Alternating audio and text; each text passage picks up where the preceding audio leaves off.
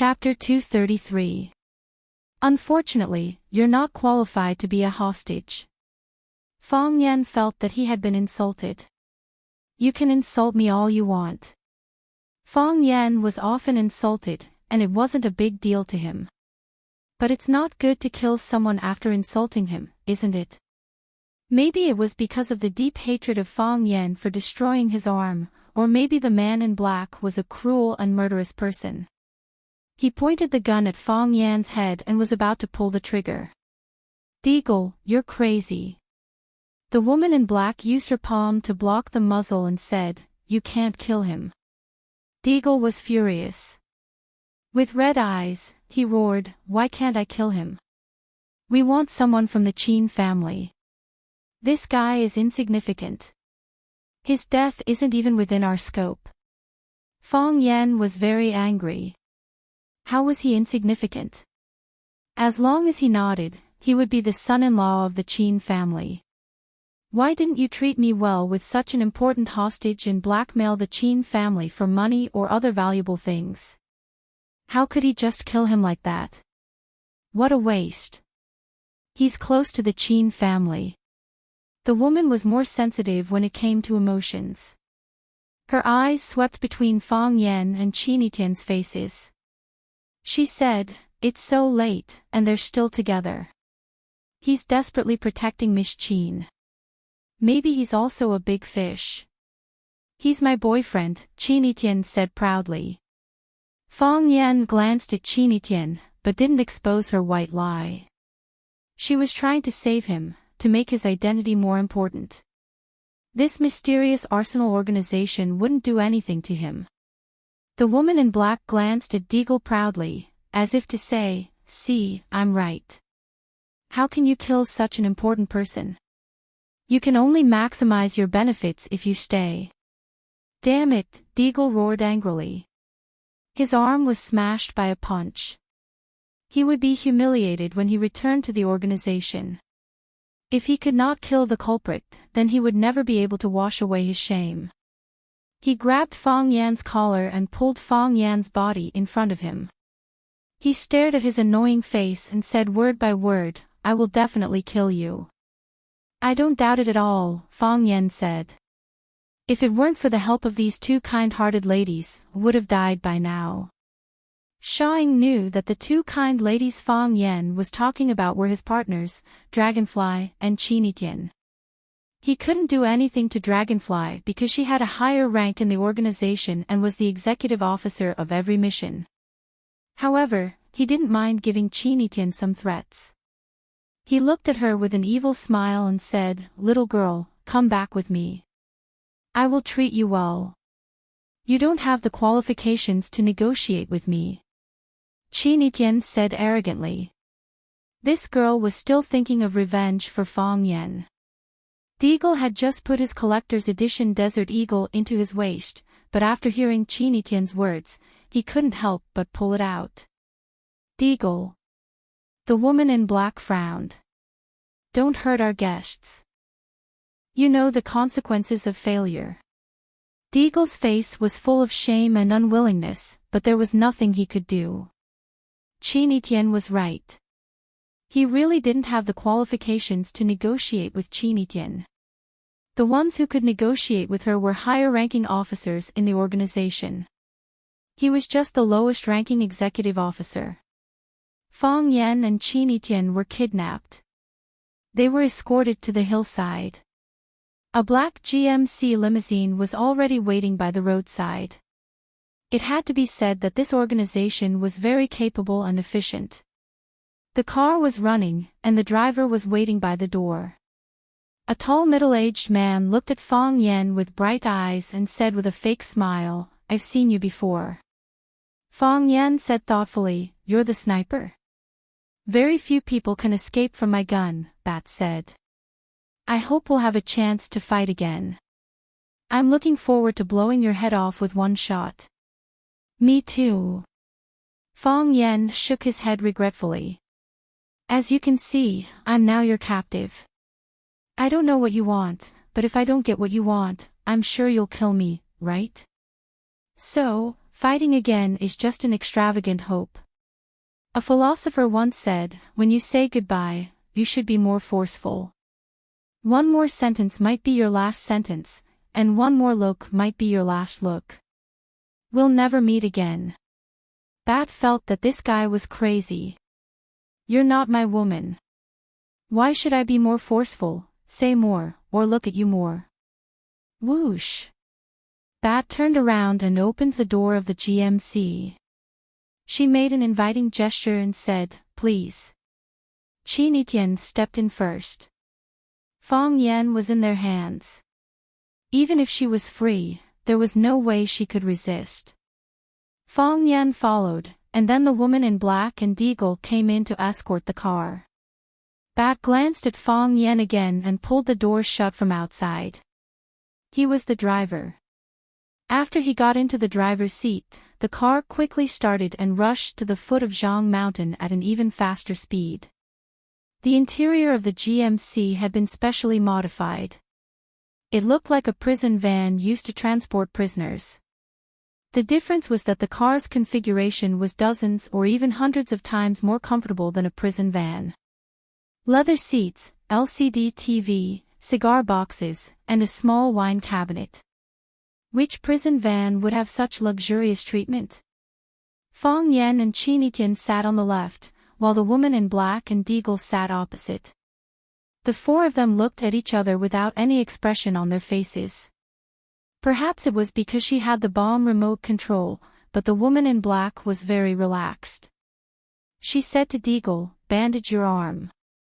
Deagle glared at Fang Yan fiercely, threatening him not to act rashly. Then he opened the fridge and took out a medical kit.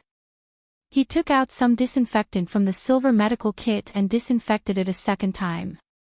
After spraying the medicine, he wrapped the broken arm tightly with a sticky gauze. He did it like he was used to it, as if his arm was broken dozens of times a day. There was no sign of pain on his face, as if the arm didn't grow out of his body. Even Fang Yan felt sorry for him. These people were probably like machines, right? Qin Etienne looked at the woman in black calmly. He always maintained his pride as a member of the Qin family.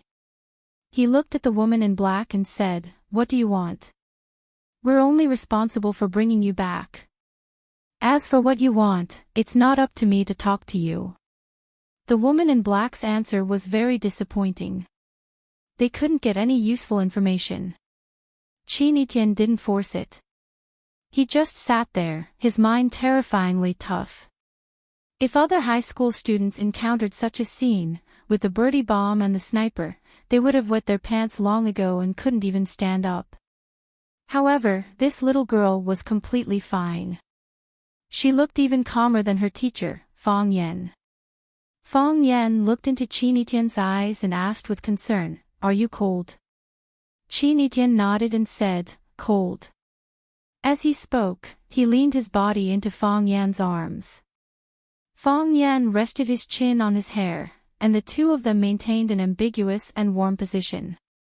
The woman in black opened her mouth slightly, but in the end, she didn't say anything. Their mission was completed. They just needed to bring these two people back to the organization. Octopus locked Fang Yan's hands. He and Deagle were on guard.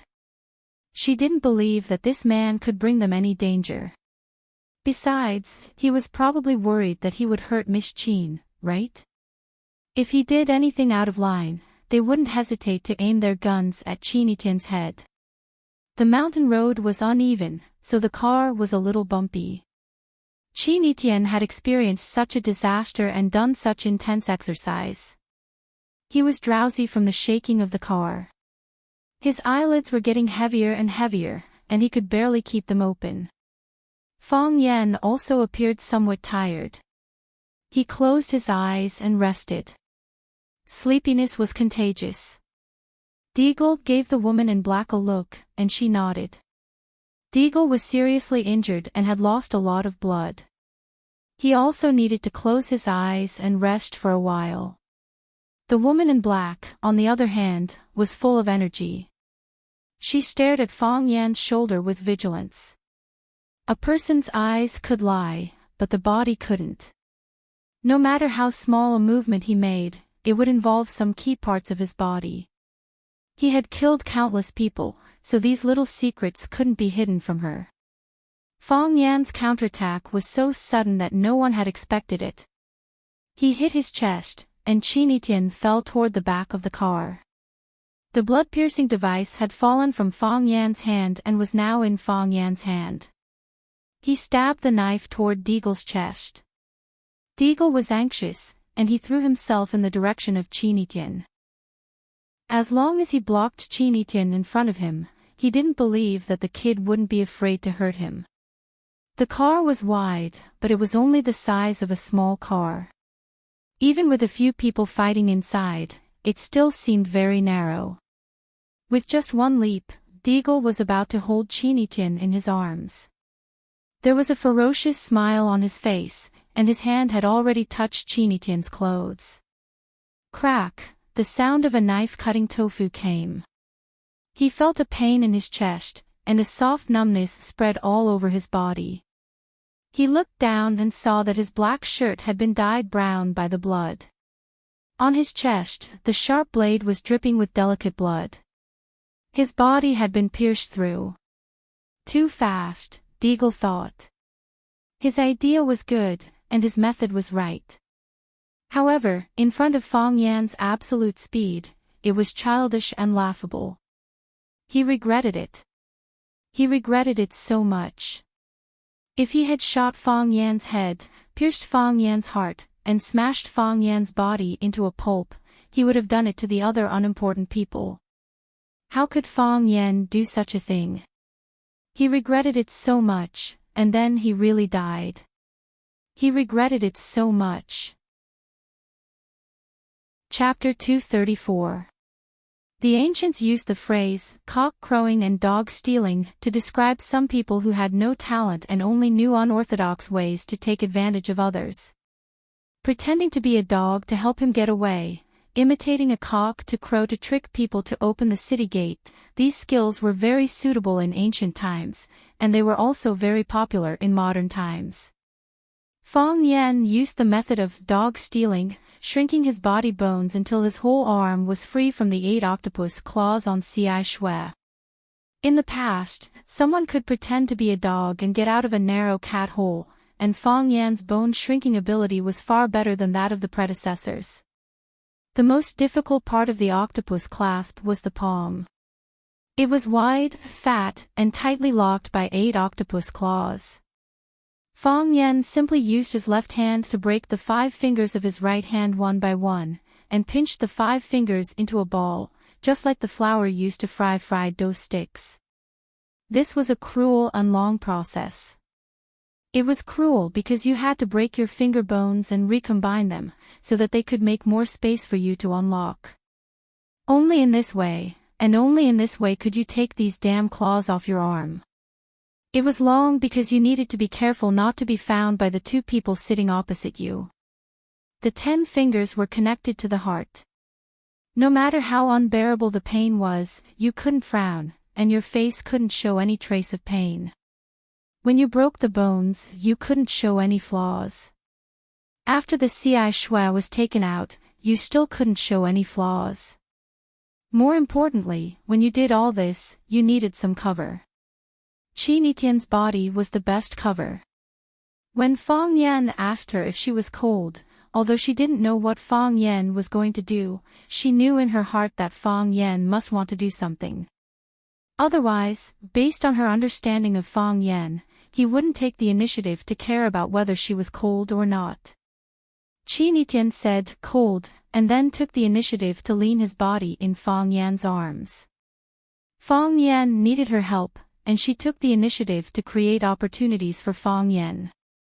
Faced with such a smart and understanding little girl, Fong Yan's heart almost melted.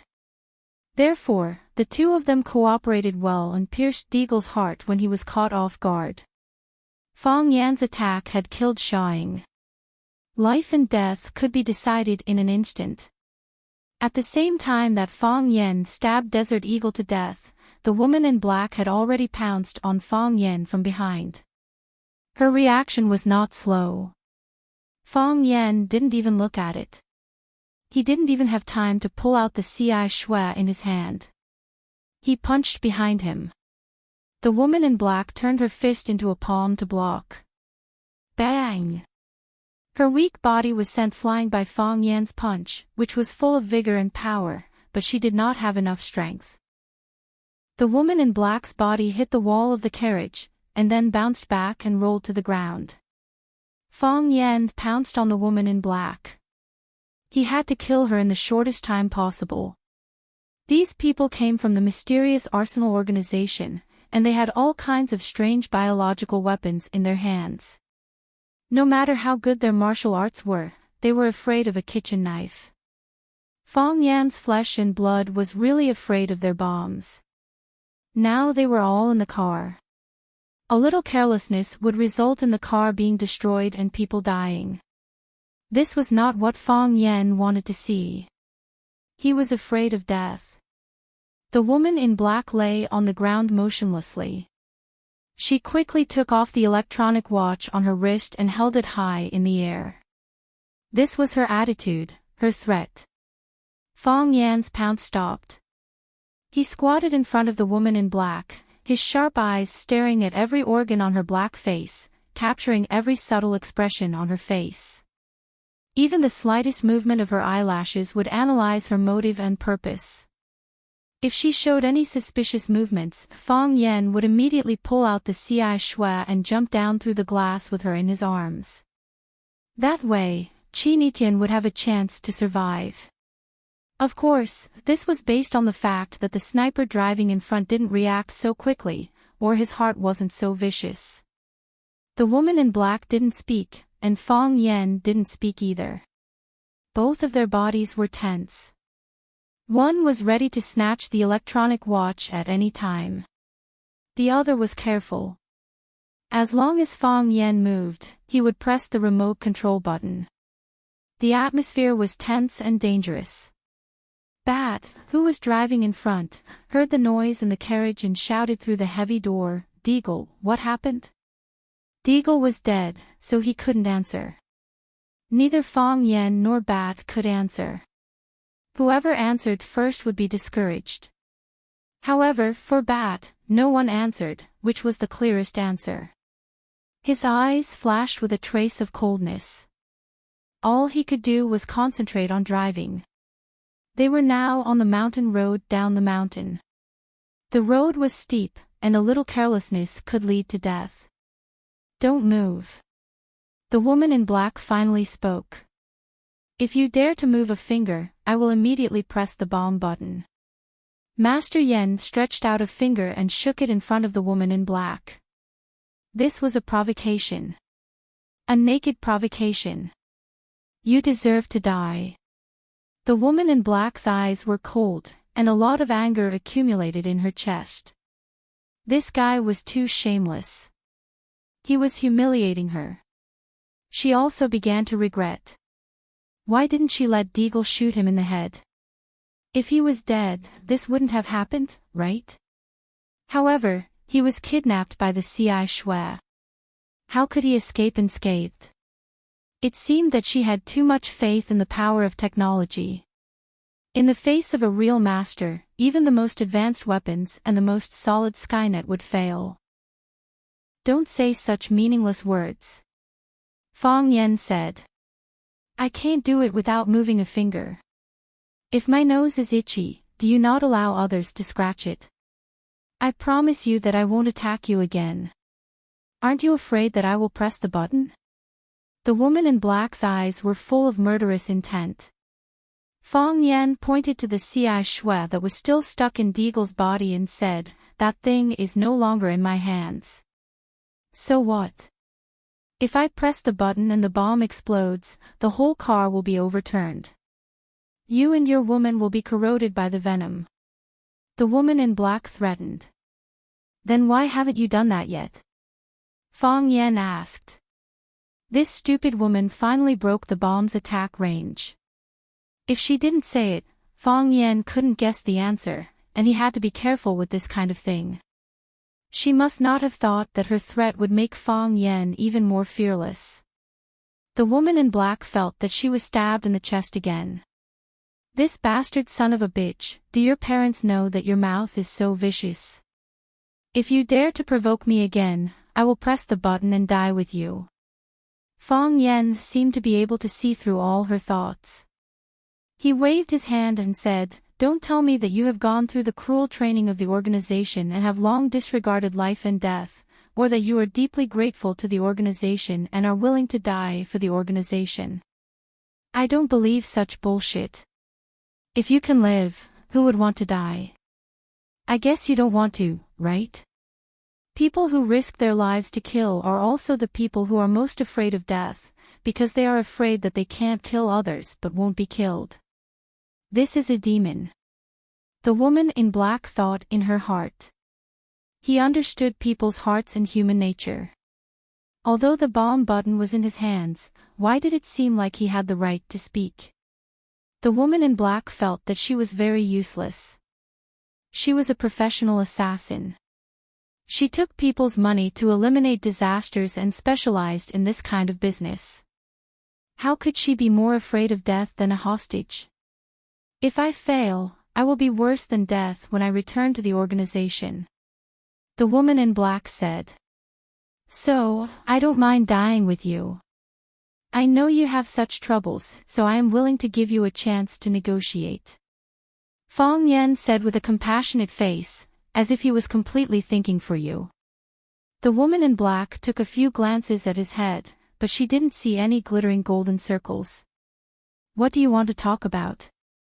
The woman in black asked. You can't beat me, right? Fang Yan said. The woman in black's body was trembling. Don't force me. If you force me, I will really press it. I will really press it. You are not as good as me in a one-on-one fight. Although you have a remote control in your hand. If you press it, you will blow yourself up at the same time you blow us up. So, there is no difference if this remote control is in your hand or in my hand. Fang Yan analyzed clearly. What do you want to say? The woman in black was a little impatient. Fighting and killing were their strengths. A white knife went in and a red knife came out. If there was a disagreement, they would blow you up into minced meat and corrode your bones. This was the style of their arsenal. What are you trying to do by taking such a big detour in the clouds and fog? Haven't you noticed yet? Fang Yan looked at the woman in black like he was looking at an idiot. You have been kidnapped by me. This was no longer stabbing a knife in the chest. This was throwing a bomb in the face of their arsenal. They came to kidnap and kill, but now they heard the hostages say to them, "You have been kidnapped by me." Is this guy crazy? You are the hostage, okay? We are the kidnappers, okay? You don't know your own status, and you still dare to come and negotiate with us. I know you can't accept what I said for a while, and you feel that your pride is hurt. But if you think about it carefully, everything I said is the truth. Fang Yan said, I am not as greedy as you, extorting this and wanting that. Give me that watch, tell me who ordered you, then stop the car on the side of the road, and I will let you go. From now on, we will never meet again. Chapter 235. Dreams were plentiful, but reality was harsh. Seeing the black-faced woman trembling with anger, Fang Yan knew that his negotiation had failed. Yes, since he found out that the woman's face was darker than the clothes she wore, Fang Yan no longer called her the black-faced woman, but the black-faced woman. He wanted to call her a black-hearted woman, but for some reason, when he thought of the word black-hearted, his heart felt inexplicably uncomfortable, so he gave up the idea. Don't be angry. Fang Yan looked at the black-dressed woman slowly. Negotiation, negotiation. How can it be considered a negotiation if we don't talk? Whatever conditions you have, just say it. I'm not a person who's easy to talk to. If you're not easy to talk to, then what conditions do you want me to bring up? The black-dressed woman's face darkened even more. She looked at Fang Yen and said, I only have one condition, and that is to bring the target back. You can go, but Miss Qin must stay. Fang Yen turned around and looked at Qin.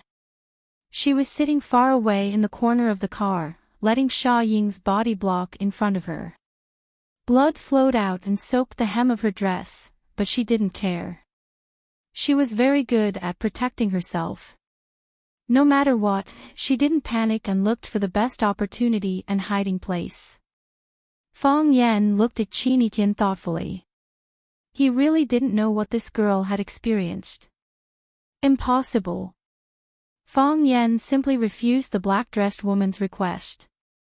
If she leaves, I'll leave. If she doesn't leave, I won't leave either. Of course, she can go, but you can keep me. I'll be your hostage. You're useless. The black-dressed woman was also very dissatisfied with Fang Yan's proposal. And it was very insulting. My task is to take Miss Qin away. I thought you were a bonus, but now I find you're trouble.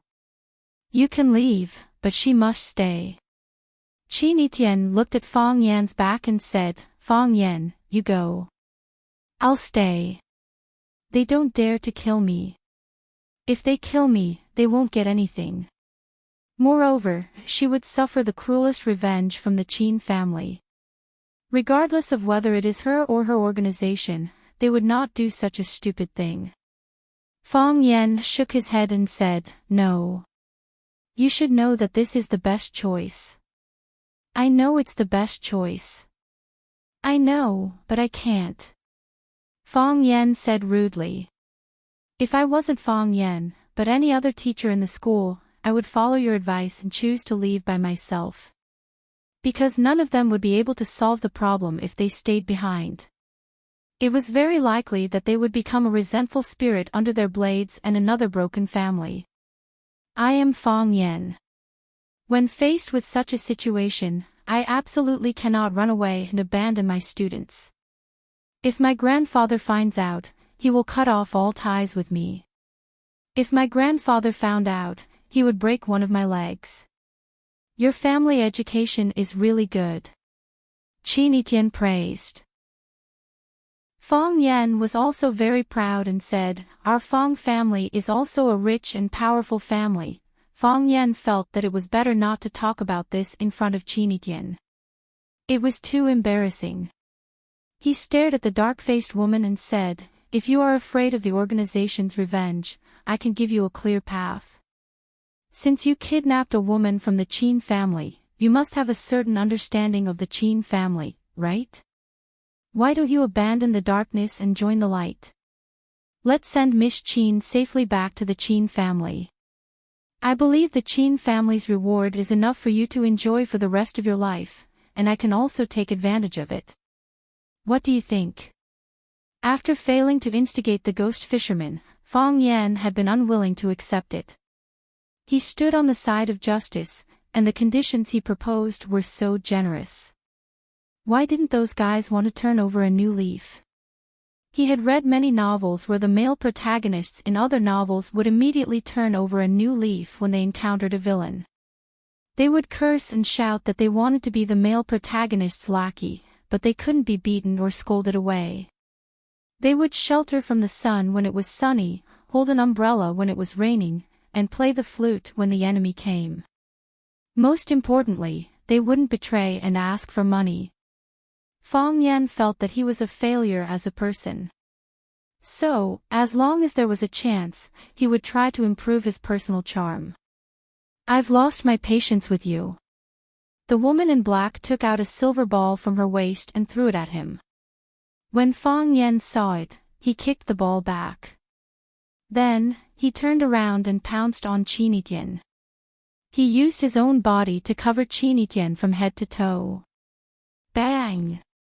The ball was thrown on the ground, but it didn't explode. Also did not have the intents let people open their eyes to the light circle. This is a pair of handcuffs. The woman in black's eyes flashed with ridicule. Open it, then lock your arms properly. Otherwise, I will press the button. Just like you said, I'm not afraid of death. But, if the mission fails, death is the best ending. Fong Yan could see that this woman was serious. If he didn't do as she said, she would really press the button and blow herself and the whole car up. Then, their bodies would be corroded by the green liquid into a pool of charred black residue. 3. The woman in black began to count. I'll handcuff.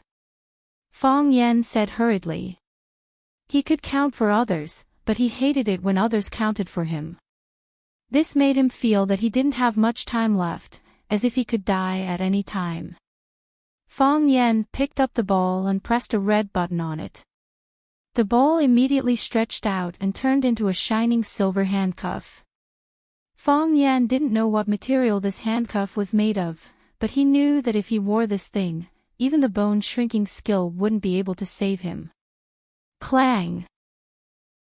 The wheels ran over a big stone, and the whole car bounced. Fong Yan's body fell forward mechanically. Qin Etienne's and Sha Ying's corpses also fell toward the front of the car. The woman in black's body fell backward, her hands grabbing the legs of the seat to prevent her body from moving. Seeing Fong Yan rushing toward her, she was a little hesitant. Because she couldn't be sure if Fong Yan was leaning forward due to the car's unstable inertia, or if he was using this opportunity to attack. This was a serious matter. If she pressed the button, everything in front of her would disappear. It was because of this moment of hesitation that she hurt herself. Or rather, she helped Fong Yan. For her, whether she put down the button or pressed the button, there wouldn't be much difference. But for Fong Yan and Qin Etienne, there was a world of difference. Perhaps for others, she couldn't do anything in less than a second of hesitation. It was just a blink of an eye or a fart. But for Fong Yan, this little bit of time was more than enough. Fong Yan's hand shot out like lightning. The dark-skinned woman wanted to dodge, but Fong Yan still grabbed her wrist. The woman in black was furious and full of hatred. She finally let go of the thought of survival, and resolutely pressed the electronic watch on her wrist. She wanted to die together with Fong Yan, Qin Etienne, and her companion Bat. This was the style of their arsenal. Because of Fong Yan's bewitching words, she actually had a fluke mentality. That was why things had been delayed until now. She regretted it so much. Too late. Fong Yan's big hand exerted force and directly crushed the woman's arm bone. Crack! The sound of bones breaking came, and her fingers couldn't press anymore. Fong Yan snatched the electronic watch from her crippled hand. He wanted to smash it into pieces, but he didn't know how to do it. He was afraid that he would detonate the bomb that the dark-skinned woman wouldn't have a chance to detonate. He wanted to open the door, but the door was blocked, and he couldn't open it. Clang! Fong Yan punched the window glass, but the glass didn't break. Fong Yan was really angry. These bastards actually used explosion-proof glass. His punch that could easily penetrate a big stone was actually useless. Clang clang clang. Fong Yan punched the window glass again and again. He didn't believe that he couldn't break this glass. The urgent task now was to throw this damn remote control on the thorn bomb out, and then get rid of the woman. After just 3 punches, the woman in black pounced from behind. Fong Yan turned around abruptly and sent the dark-faced woman flying with a punch. Fong Yan had practiced internal martial arts since he was young, and his strength was majestic. It wasn't something that these people who relied on high-tech weapons to kill people could compare to. The advantage of the woman in black was that she was agile and fast. Coupled with those weapons that were impossible to defend against, they were invincible and developed a proud and arrogant personality. They thought that there was nothing in this world that they couldn't do. Unfortunately, they met the true successor of Fong family Tai Chi, Fong Yan. The woman couldn't even block his punch when her hands were intact. Now that one of her arms was crushed by Fang Yan, she was even more vulnerable. Fang Yan punched out, and the woman's fist collided with his fist. Her whole body slammed into the hard floor of the car. Clang, this was the sound of a body hitting the car. Clang, this was the sound of a body sliding down the car wall. The woman had the determination to die. She didn't care, and instead exploded with even more ferocious combat power. Letting the bright red blood flow down the corner of her mouth and nostrils, the woman once again rushed toward Fang Yan. Bang! Fang Yan punched her chest, but she took the punch head-on. Her body fell to the ground, and she took the opportunity to hug Fang Yan's legs. Fang Yan was ready to lower his head and give her another punch to solve this problem once and for all. Clang clang clang clang, the car suddenly shook violently. The front of the car tilted, and it rushed toward the slope next to the mountain road. Fang Yan tried his best to use the jack to prevent his body from falling. The woman's heavily injured body swayed left and right on the car board, hitting the legs of the chair and the car wall. However, she really hated Fang Yan to the core. She used her relatively healthy arm to hug Fang Yan's calf tightly. Ah! She didn't have a better way to hurt Fang Yan. She suddenly opened her mouth and bit Fang Yan's leg. Fang Yan! Qin Etian screamed. Her thin body quickly rushed toward Fang Yan. Whoosh! A bullet pierced through Qin Etian's body and came out from Fang Yan's back. With a bang, it hit the back of the car, creating a deep dent on the solid steel plate.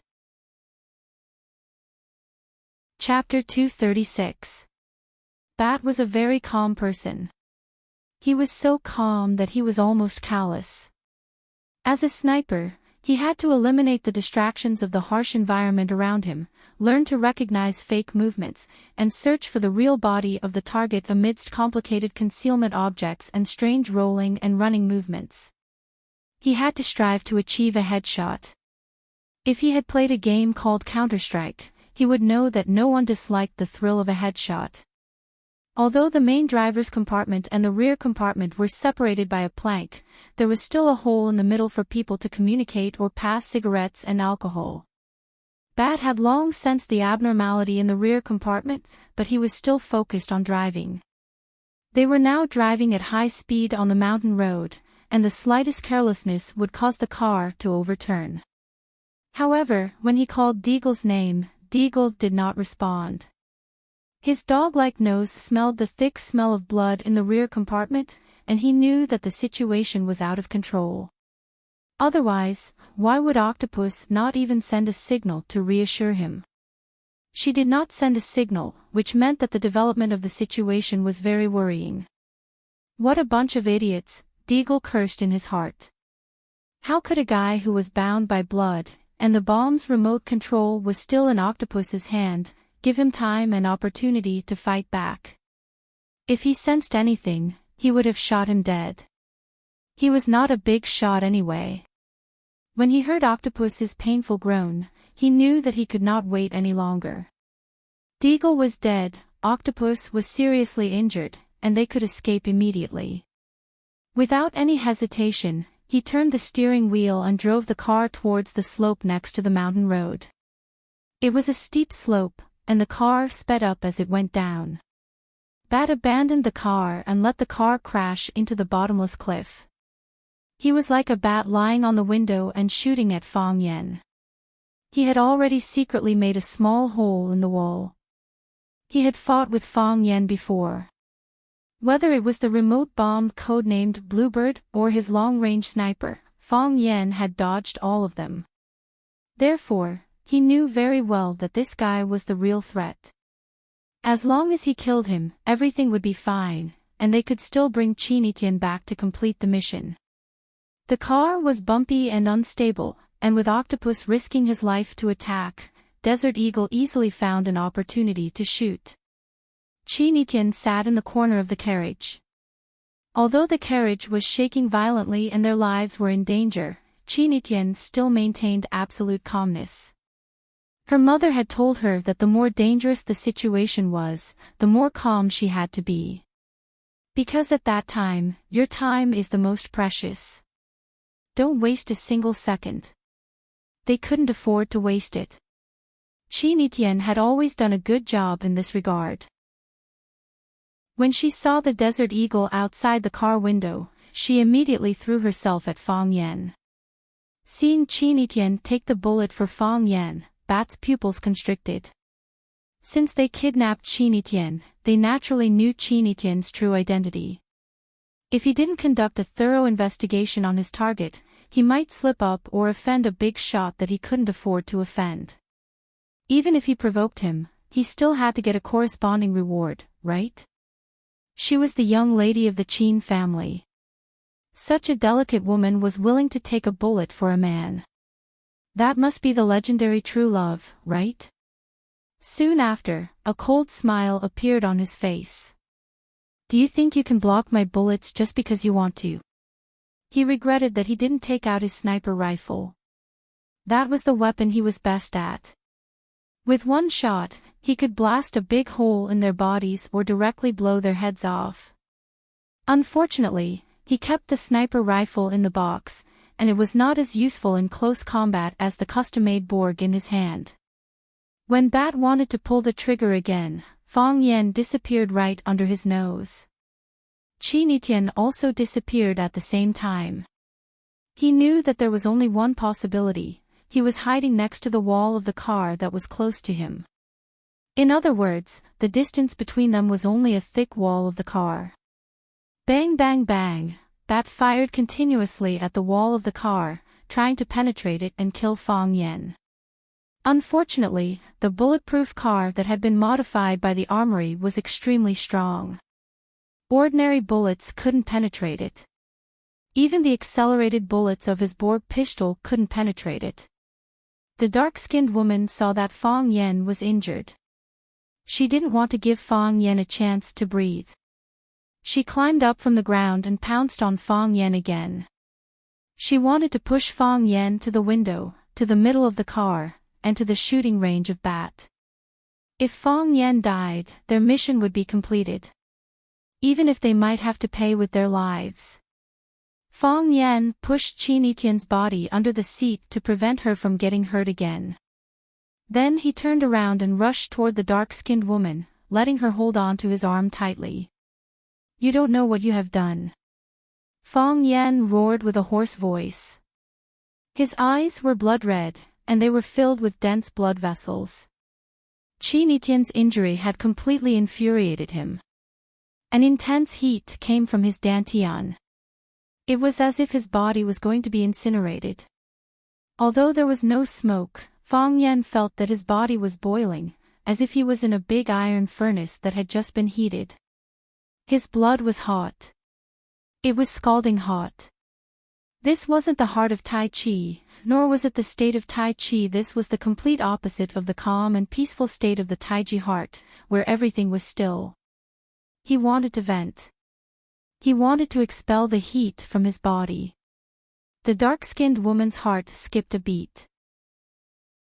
She saw a suffocating murderous aura from Fang Yan's eyes. She was an assassin. How could an assassin be afraid of murderous aura? The dark-skinned woman became even crazier. She used all her strength to hit Fang Yan's body. She took out another ball from her pocket. She was going to perish together with everyone in the car. She wanted to destroy and drown everything that had failed. This was also the rule of the armory. If the mission failed, they would work hard to cover up the secret of the armory in this world. Die! Fang Yan roared. Boom! With one punch, red and white matter splattered everywhere. The head of the woman in black had actually disappeared, and she had become a headless corpse. Fang Yan punched out furiously. His aura surged and his strength was as great as Mount Tai pressing down on the Yangtze River. How could the body of a mortal withstand the pressure of Mount Tai and the rushing of a great river? Even if steel could be pierced and rocks could be smashed, a mere head would naturally be hard to find. What was even more frightening was that the flesh and blood that flew out actually carried a burnt smell. Fire chi, fire chi, fire chi. The stronger the chi, the fiercer the fire. Paw. The dark-skinned woman's petite body collapsed to the ground. Just as the ball was about to hit the ground, Fong Yan flicked it with the tip of his foot and it jumped back into Fong Yan's hand. Fong Yan's face and body were drenched in blood, and he looked like a god of death. He turned around and punched Bat's car window with a loud bang. Boom, the glass was on the verge of breaking. Boom, another punch. Cracks began to appear on the glass, and it looked like it was about to explode. In order to sneak an attack on Fong Yan, Bat had purposely opened a gap in the window. Because of this gap, he had the opportunity to shoot and injure Chinitian and Fong Yan. However, it was also because of this gap that Fong Yan had the opportunity to smash it. If the glass was tightly fastened to the inside of the window frame, it would be like the glass on the other side, airtight and as hard as alloy. Boom, the third punch. Finally, the glass could not withstand the heavy blows and cracked open. Bat, who had been lying on the roof of the car and waiting for an opportunity to shoot, dodged the flying glass shards and raised his gun to shoot at the window. Before he could pull the trigger, Fong Yan grabbed his arm. With a forceful tug, Bat's body was pulled into the window. Although large pieces of glass fell off, there were still some glass shards stubbornly stuck to the edge of the window frame. With such a violent pull from Fong Yan, a few pieces of Bat's skin and flesh were torn off by the glass shards. A few bloody grooves appeared on his stomach and back. Only then did Bat realize that his strength was not on the same level as Fong Yan's. No matter how hard he tried, he could not break free from Fong Yan's iron grip. Fong Yan pressed Bat's body against the floor of the car and raised his foot. Crack! Bat's arm that was holding the gun was broken. Crack! Fong Yan raised his foot again and broke the arm that was not holding Bat's hand. His clothes were torn into pieces, his bones were crushed, and his skin and flesh were separated from his body. Fong Yan destroyed both of Bat's arms, leaving him no chance to hold the gun or turn the tables. Then he grabbed the gun from Bat's hand that was separated from his body and pulled the trigger desperately at Bat's head. Bang, bang, bang, bang, bang, until all the bullets in the gun magazine were emptied. Fong Yan smashed the gun on Bat's broken body. Bat lay there motionless. His head had been smashed to pieces by Fong Yan, and his body was already dead. Clang! The car hit a boulder on the way down the slope. The car was unstable, and the whole car rolled over. Clang, clang, clang, clang, it rolled faster and faster, and was about to fall into the abyss. Fong Yan rushed over to pick up Chinitian, and the two of them rushed toward the broken window. While their bodies were still in the air, Fong Yan flicked his finger, and a silver ball flew back into the car. Boom! A muffled sound came, and the solid car was blown into pieces. A large amount of green liquid splashed out, corroding the plants, insects, stones, and even the air into ashes. Fong Yan tiptoed, and his body bounced up again when he was about to hit the ground. He rolled a few times in the air and finally adjusted his body's balance. Then he landed steadily with Chinitian in his arms. Chinitian! Fong Yan shouted to Chinitian in his arms. I'll take you to the doctor now, you can't die. Chinitian struggled to open his eyes. His voice was weak, but there was no trace of fear. He said with a smile, I'm not as good as her, I can only help you block the knife. Chapter 237. He was on the mountainside, and the car had crashed. Fong Yan was in a dilemma. The nearest building to them was the Zhang Yuan restaurant at the top of the mountain. As long as he carried Chinitian up there, he would be able to get the car. Then, he would drive Chinitian to the hospital, which would be faster. Alternatively, he could carry Chinitian and run to the foot of the mountain, where there was a gas station and parking lot not far away. There should be a car that he could borrow. Of course, waiting by the roadside was a good way to save energy. Because there would always be some customers driving back from the Zhangyuan restaurant at the top of the mountain after dinner, Fang Yan only needed to hijack the car halfway. Fang Yan put Chinitian on the grass by the roadside and pressed several acupuncture points on her body. This would slow down the speed of her blood loss. He rummaged through all the pockets on his body, but they were all empty. There was no medicine to stop the bleeding or heal his wounds. He slapped himself in the face and ran to the foot of the mountain with Chinitian in his arms. Chinitian covered Fang Yan's chest and said, "You're hurt. You're bleeding a lot." "Don't talk," Fang Yan shouted. Talking would pull at the wound and even consume energy. At this time, it was very important for the body to retain some energy. If it took too long without treatment, and Chinitian ran out of energy, she would never wake up again. "Fang Yan, tell me, if I didn't rush over to block the bullet for you, could you have dodged it yourself?" Chinitian had never been an obedient person.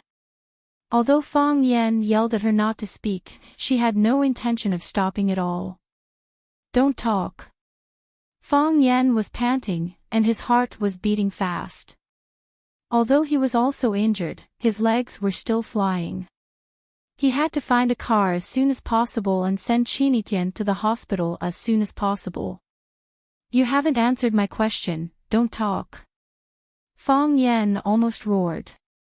"You haven't answered my question." Chinitian was far more stubborn than Fang Yan imagined.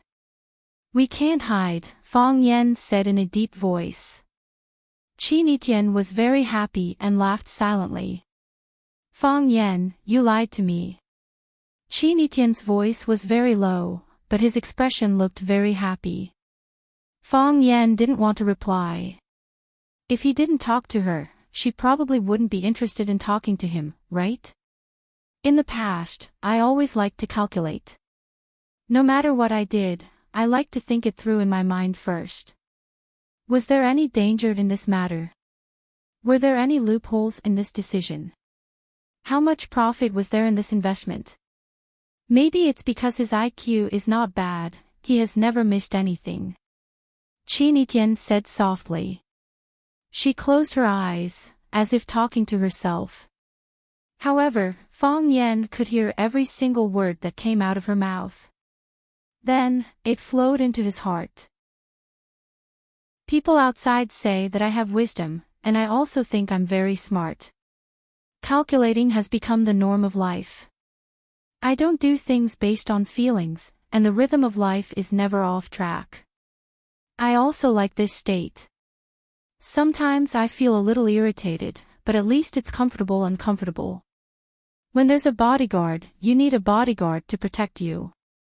When the bodyguard is not around, you have to learn to take care of yourself. But, when I saw someone shooting at you, I rushed over without thinking. I forgot to calculate and ignored the pros and cons. I just thought that I can't let him kill you. I will make sure that you live. If I live, you have to live. You idiot, I told you not to talk. You're a student, you're my student, I'm your teacher, can you listen to me for once?" Fang Yan shouted while gritting his teeth. His forehead was dripping with sweat, and his chest was bleeding profusely. The front half of his clothes was soaked with blood, and the back half was soaked with sweat. However, the unlucky girl in his arms was still talking non-stop. Didn't she know that it was really dangerous? If he could, he really wanted to slap her until she fainted. But he was worried that if he did that, Chinitian would never wake up. She would never wake up. Didn't they say on TV that people who have been shot must talk more? Because that way, they won't faint. That's someone else. You won't faint. Fang Yan said with absolute certainty. He had been transferring energy into Chinitian's body carefully and gently, so that her body's organs would always be in a basic state of operation, and her brain would always be awake. But, you can't waste all this life-saving energy, right? It was fine if he could transfer it now, but if he couldn't transfer it later. Fang Yan couldn't imagine the consequences. Fighting and killing were common occurrences for martial artists. Fang Yan had experienced the test of life and death, and even suffered the torture of injuries. But, he had never been as afraid as he was today. He was afraid that he would die, and he was afraid that the girl in his arms would die. I don't believe that I will faint either. Although I have no strength in my body, my brain is very clear. Qin Tian said. I know that you can dodge it. When I threw myself at you, I remembered that with your skills, you must be able to dodge it. Because I threw myself at you, it affected your performance and made you get shot together with me. I said that I can't dodge it. I'm not a god. Fang Yan corrected Qin Tian's words. Fang Yan, I said that my brain is very clear now. Qin Tian exposed Fang Yan's lie. But I like the lie you told. The reason why you said that you can't dodge it is because you don't want me to blame myself. You're afraid that I will blame myself because you start to care about me. In the evening, the sky was still full of sunlight, but at night, it became dark and cloudy, and it might rain at any time. This was the weather in the south. Beep, beep, beep, strong lights shone, and there was a sharp sound of a car horn behind him. Fang Yan breathed a sigh of relief. Finally, there was a car coming. He did not dodge. Instead, he stood in the middle of the mountain road with Qin Tian in his arms. The driver originally wanted to crash into them, but he did not slow down and instead increased the horsepower. As the ancient said, when two people meet on a narrow road, the braver one wins. If he did not stop, the person in front would definitely dodge. The distance was getting closer and closer, but the person in the way did not jump away.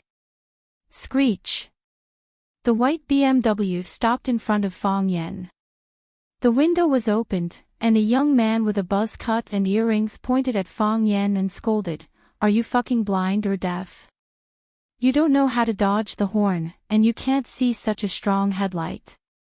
Do you believe that I won't kill you?" There was also a coquettish girl who looked at Fang Yan with vigilance, urging her boyfriend to drive away quickly. Because she found that Fang Yan and Qin Tian were covered in blood. It was really scary. Fang Yan carried Qin Tian to the passenger seat, opened the door with one hand, and dragged the girl out of the car. Then, he put Qin Tian in the car and carefully helped her fasten the seatbelt. With a flip, he jumped from the top of the car to the opposite side. When the man with the earring wanted to lock the window, he had already dragged his head out and pressed it against the window, so that he could not move. "You don't mind lending me the car, do you?" As Fang Yan spoke, he had already opened the door. The man with the earring's head was stuck in the door, and he was dragged out of the car with him. This guy was not afraid of death, and he did not even fasten the seatbelt. "No problem. No problem." The man with the earring cried and said. Originally, he wanted to say a few harsh words, but before he could open his mouth, the guy had already hit him. They were much more ruthless than him. Moreover, it was dark on the mountain road. If the robber really wanted to do anything to them, he really could not do anything. "Thank you," Fang Yan said. Clang! The door closed, and the car sped away.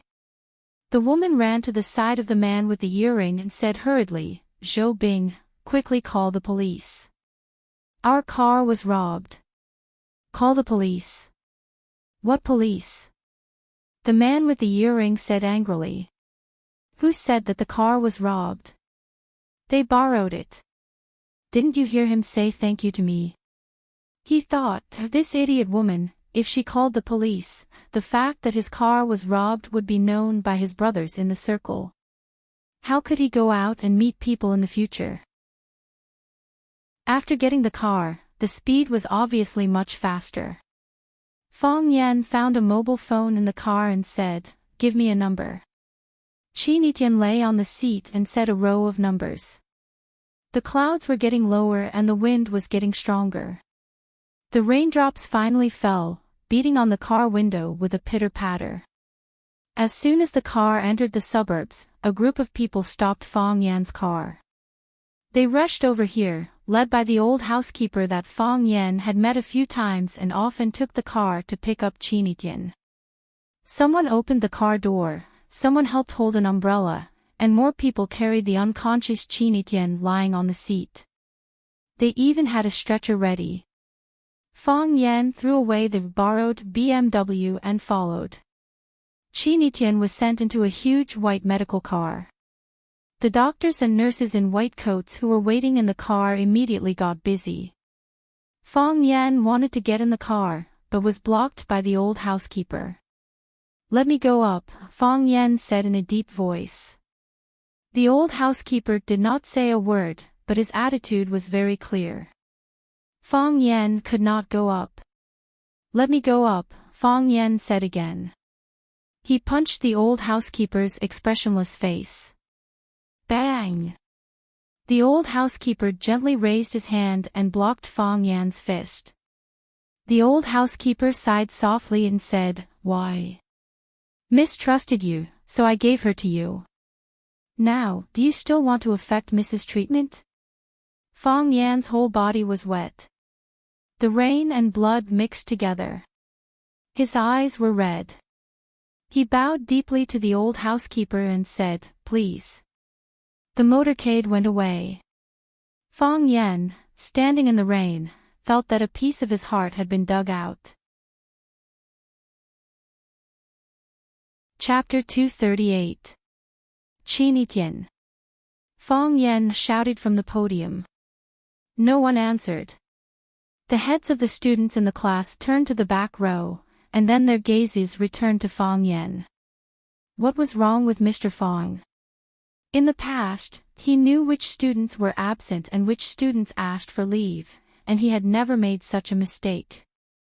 Just because Qin Tian wasn't around, he was in such a daze. Huang Haoren stood up and said, "Mr. Fong, Qin Tian hasn't come to class for several days." Thinking about it, he felt indignant. Very few people ran away from Mr. Fong's Chinese class, but Qin Tian was an exception. And he left just like that, without even leaving a note. He added, he didn't ask for leave either. Fong Yan looked a little absent-minded. Yes, Qin Tian hadn't come to class for several days. He left in a big way and quietly, without even leaving a note. Fong Yan had called her, but the number she used was still unavailable. Later, Fong Yan had asked Fong Yingying to go to the top of Yizhang Mountain to look for Qin Tian's bag, but Fong Yingying had come back to report that the bag was gone. Even the GMC car that Fong Yan had said had been blown to pieces had disappeared. Yes, there would always be an end to this kind of thing. It was either that mysterious armory organization or someone from the Qin family. Any one of them had the ability to erase all traces of that night, as if nothing had ever happened.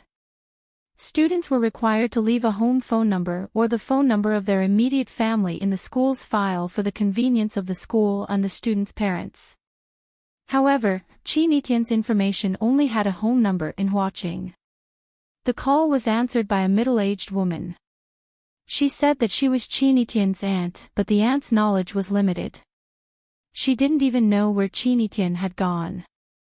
Qin Tian seemed to have suddenly disappeared. He disappeared from Class 9, from Rosefinch, from Flower City, and from Fong Yan's world. Mr. Fong. Huang Haoren saw Fong Yan standing on the podium in a daze and asked, "Do you want to call Qin Tian?" Tang Cheng's head rested on the table as he lazily said, "I've fought before." No one answered. Without Qin Tian, Tang Cheng felt that class was too boring. Fong Yan's class was better. It was humorous and witty, and the topics were relatively new. At least it could make him a little more energetic. Besides, even if Fong Yan's class was boring, he had to force himself to be energetic. He couldn't beat Fang Yan. In other teachers' classes, he used to sleep to pass the time. If the teacher was angry and asked him to answer a question, he could answer correctly every time, leaving the teacher speechless and helpless. This kind of behavior could win a lot of applause from other students. They felt that Tangqing, who could answer all the questions without listening in class, was too cool. After a few times, the teachers turned a blind eye to his various bad habits. They didn't want to give this kid a chance to gain face. Qinitian wasn't feeling well, so he applied for leave from school in advance. I forgot about this. Fang Yan explained. Then let Huang Haoren answer this question. When Fang Yan was in class, if the question was too profound and none of the students could answer it, Fang Yan would call out the names of Qinitian, Tangqing, or Huang Haoren. Their views on the problem could often bring surprises or inspiration. This wasn't because he was biased towards these students, but because he wanted to use this method to tell other students that any question could be answered. As long as you were good at thinking, you could do as well as them. He wanted to motivate the students' learning enthusiasm and the desire to compete with others. As long as there was competition within the class, the students' learning could continue to improve. Today, Fang Yan habitually called out the name of Qinitian, but the owner of that name couldn't use the most elegant posture and the most correct answer to win the students' warm applause like before. Huang Haoren didn't think too much and began to answer the questions raised by Fang Yan seriously. The bell rang, and Fang Yan walked down the podium with his textbook. Tangqing, who looked like he couldn't even sit up straight, suddenly jumped up and ran to the front of the podium to block Fang Yan's way. He said, "Mr. Fang, you know where Qinitian went, right?" Fang Yan looked at Tangqing's handsome facial features, and his heart was filled with infinite emotions. He didn't approve of love in high school, because this was the time to desperately absorb knowledge. This was also one of the most critical periods in one's life. Students didn't know how to reasonably arrange their time and control their feelings. They would regard love as the only thing. They would think of that person and miss that person when they were walking or eating in class. In this case, where would they have time to learn and complete the most important accumulation of knowledge in life? However, he knew that he couldn't stop this phenomenon with his own strength. If possible, he hoped that the person Qinitian liked was Tangqing. Their feelings were quiet, hidden, bitter, sweet, and most importantly, Tangqing also liked her wholeheartedly, just like other girls who fell in love early in high school. The biggest punishment was just the teacher's reprimand and the parents' scolding. In any case, there was no need to use his body to block bullets. An unintentional sacrifice in exchange for such a desperate return. Was it really worth it? Fang Yan's heart was in a mess. Fang Yan looked at Tangqing and said, "Didn't you try? You couldn't get through to her phone, and I couldn't get through to her." But Tangqing scratched his hair and looked a little embarrassed. He was still a student. A student asking a teacher about the whereabouts of another female student. After all, it would give people the feeling that it was too bold and direct. "She will leave at any time. I didn't think such a thing would happen. However, if she really wanted to leave, she would definitely tell you. So, if there is someone in Rosefinch who can know her whereabouts, that person must be you." Fang Yan looked at Tangqing apologetically and said, "I really don't know." Fang Yan took the textbook and prepared to leave, but Tangqing once again blocked in front of Fang Yan. "Mr. Fang, tell me. Did something happen to Qinitian?" Tangqing asked nervously. Fang Yan looked at Tangqing and said, "Why do you ask? You didn't deny." Tangqing's face was even more embarrassed. "Moreover, you haven't laughed for several days." "Haven't laughed for several days?" Fang Yan was stunned. "Mr. Fang, if anything happens to her, you must tell me," Tangqing said. "If she gives you any information, please tell me. Tang Qing bowed to Fang Yan and said, I'll be counting on you. Oh, please. Tang Qing also said, please. He said to the old housekeeper, please take good care of Qinitian, please save Qinitian no matter what. Tang Qing also said please. He hoped to know the whereabouts of Qinitian and whether she was doing well. Fang Yan felt the wound on his chest throbbing again. He couldn't see his face, but it must be frighteningly pale at this time, right? Fang Yan patted Tang Qing's shoulder and turned to walk out of the classroom. Tang Qing looked at Fang Yan's depressed figure and suddenly felt some sympathy for him. Headmaster Zhang Xiaofeng happened to appear at the door of the classroom.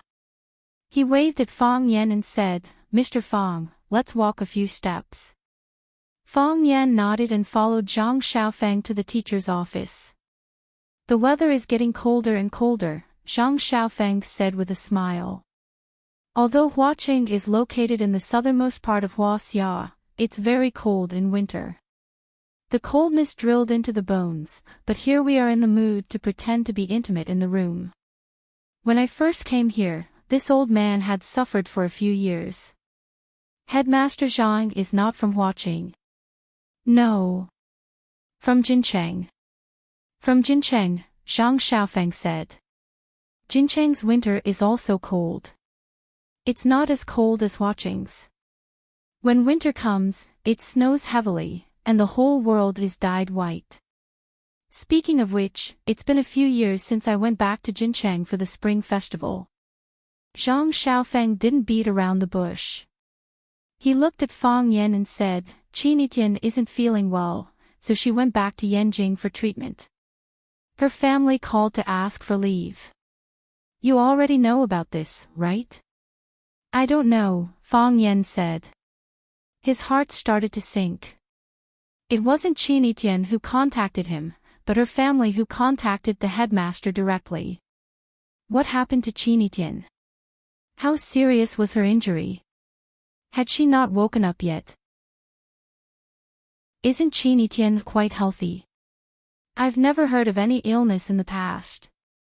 Zhang Xiaofeng seemed to say it casually, but in fact, he wanted to find out some real information from Fang Yan. He only received a call to ask for leave, and he had no clue what exactly happened. He still paid a lot of attention to such a girl. He was also willing to maintain a closer relationship with her and her family. Fang Yan looked at Zhang Xiaofeng with a serious expression and said, Headmaster, I don't know as much as you do. Did Qinitian's family say anything else? Fang Yan's reply made Zhang Xiaofeng feel regretful. He shook his head and said, Nothing much, just a call to ask for leave. I'll let you know about this. It's fine as long as you know. Fang Yan nodded and said, I know. Zhang Xiaofeng waved his hand at Fang Yan and said with a smile, Go do what you need to do. I'll go for a stroll. It was already lunchtime, and Fang Yan didn't go to the office again. When he returned to the small courtyard, he found that there were guests in the house. Two men in black stood at the door, staring warily at Fang Yan who had just pushed the door open. Fang Yan nodded to them and directly passed by them. Lu Zhaoge, who was wearing a silver professional suit that accentuated his perfect figure, sat on the sofa in the living room. Fang Yingxiong and Fang Haohan, the two little henchmen, accompanied him on his left and right, chatting, serving tea and fruits, and were very busy.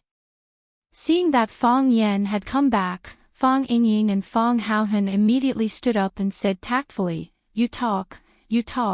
Then, the two tactfully ran into the room.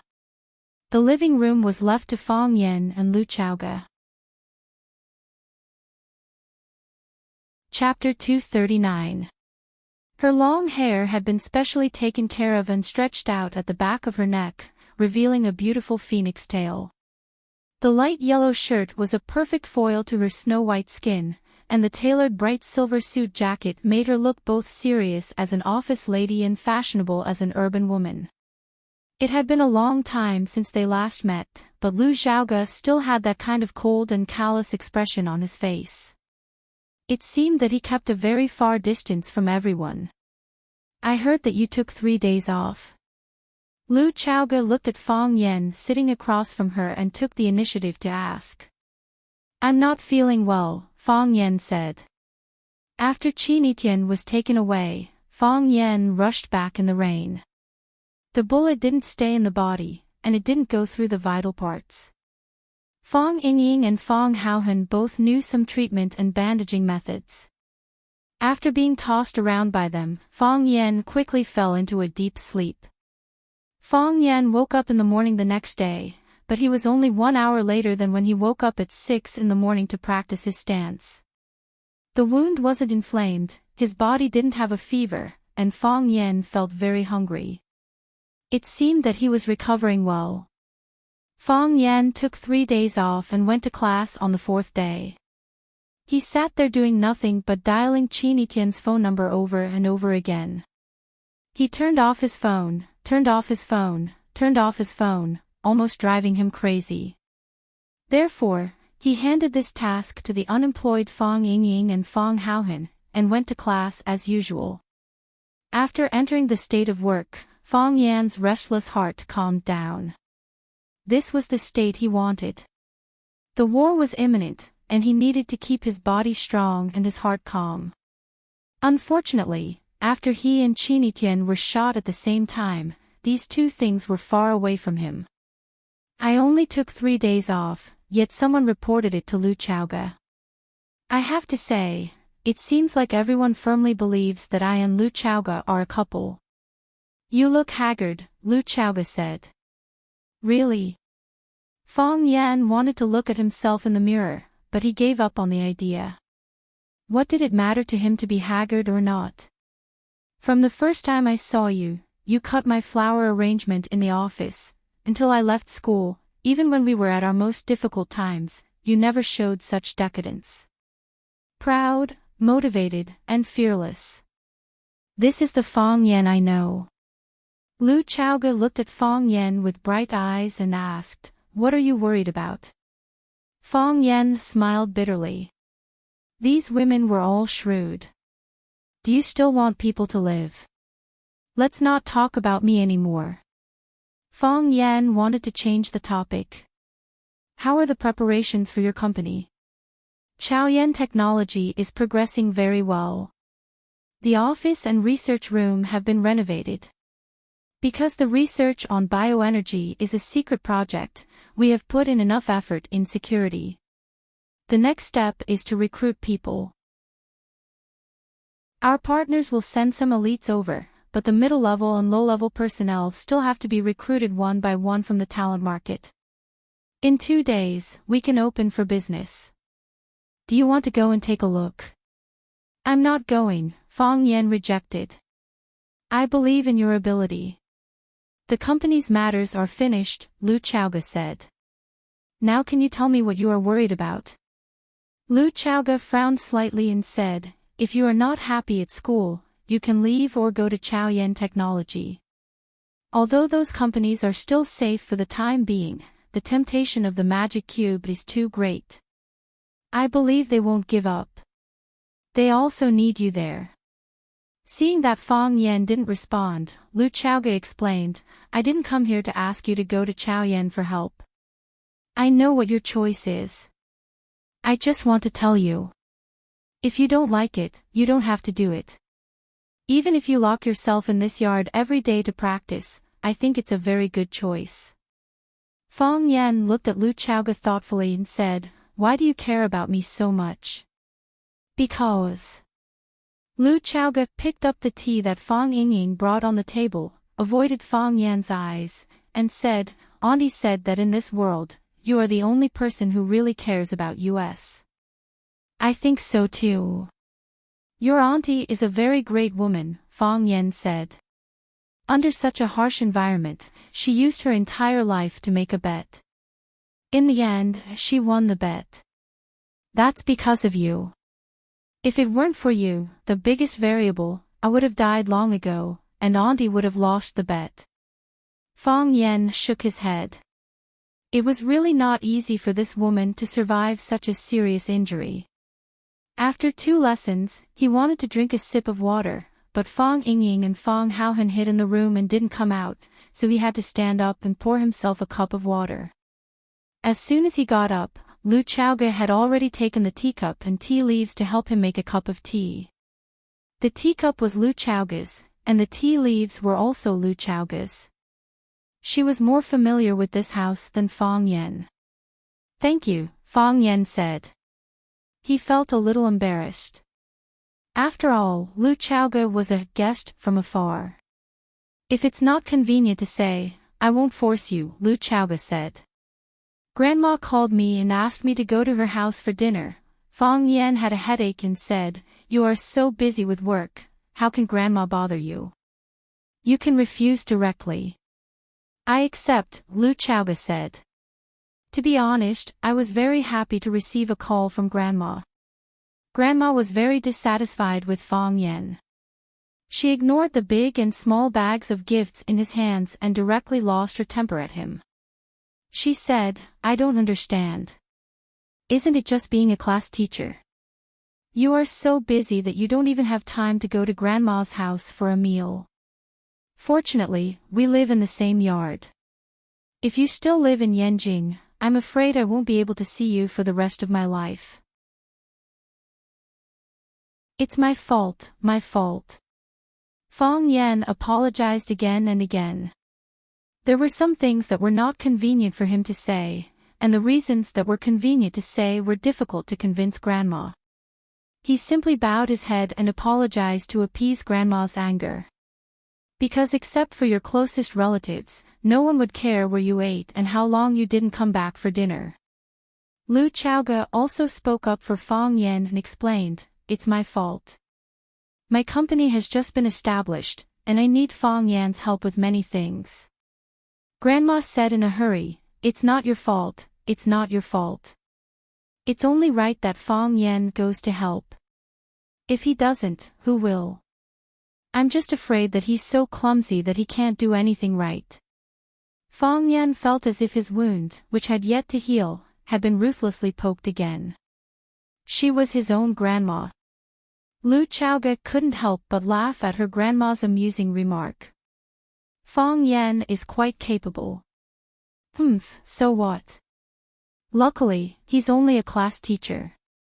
If he becomes the principal, I won't be able to see my grandson for years to come. Chaoge, you can't learn from him.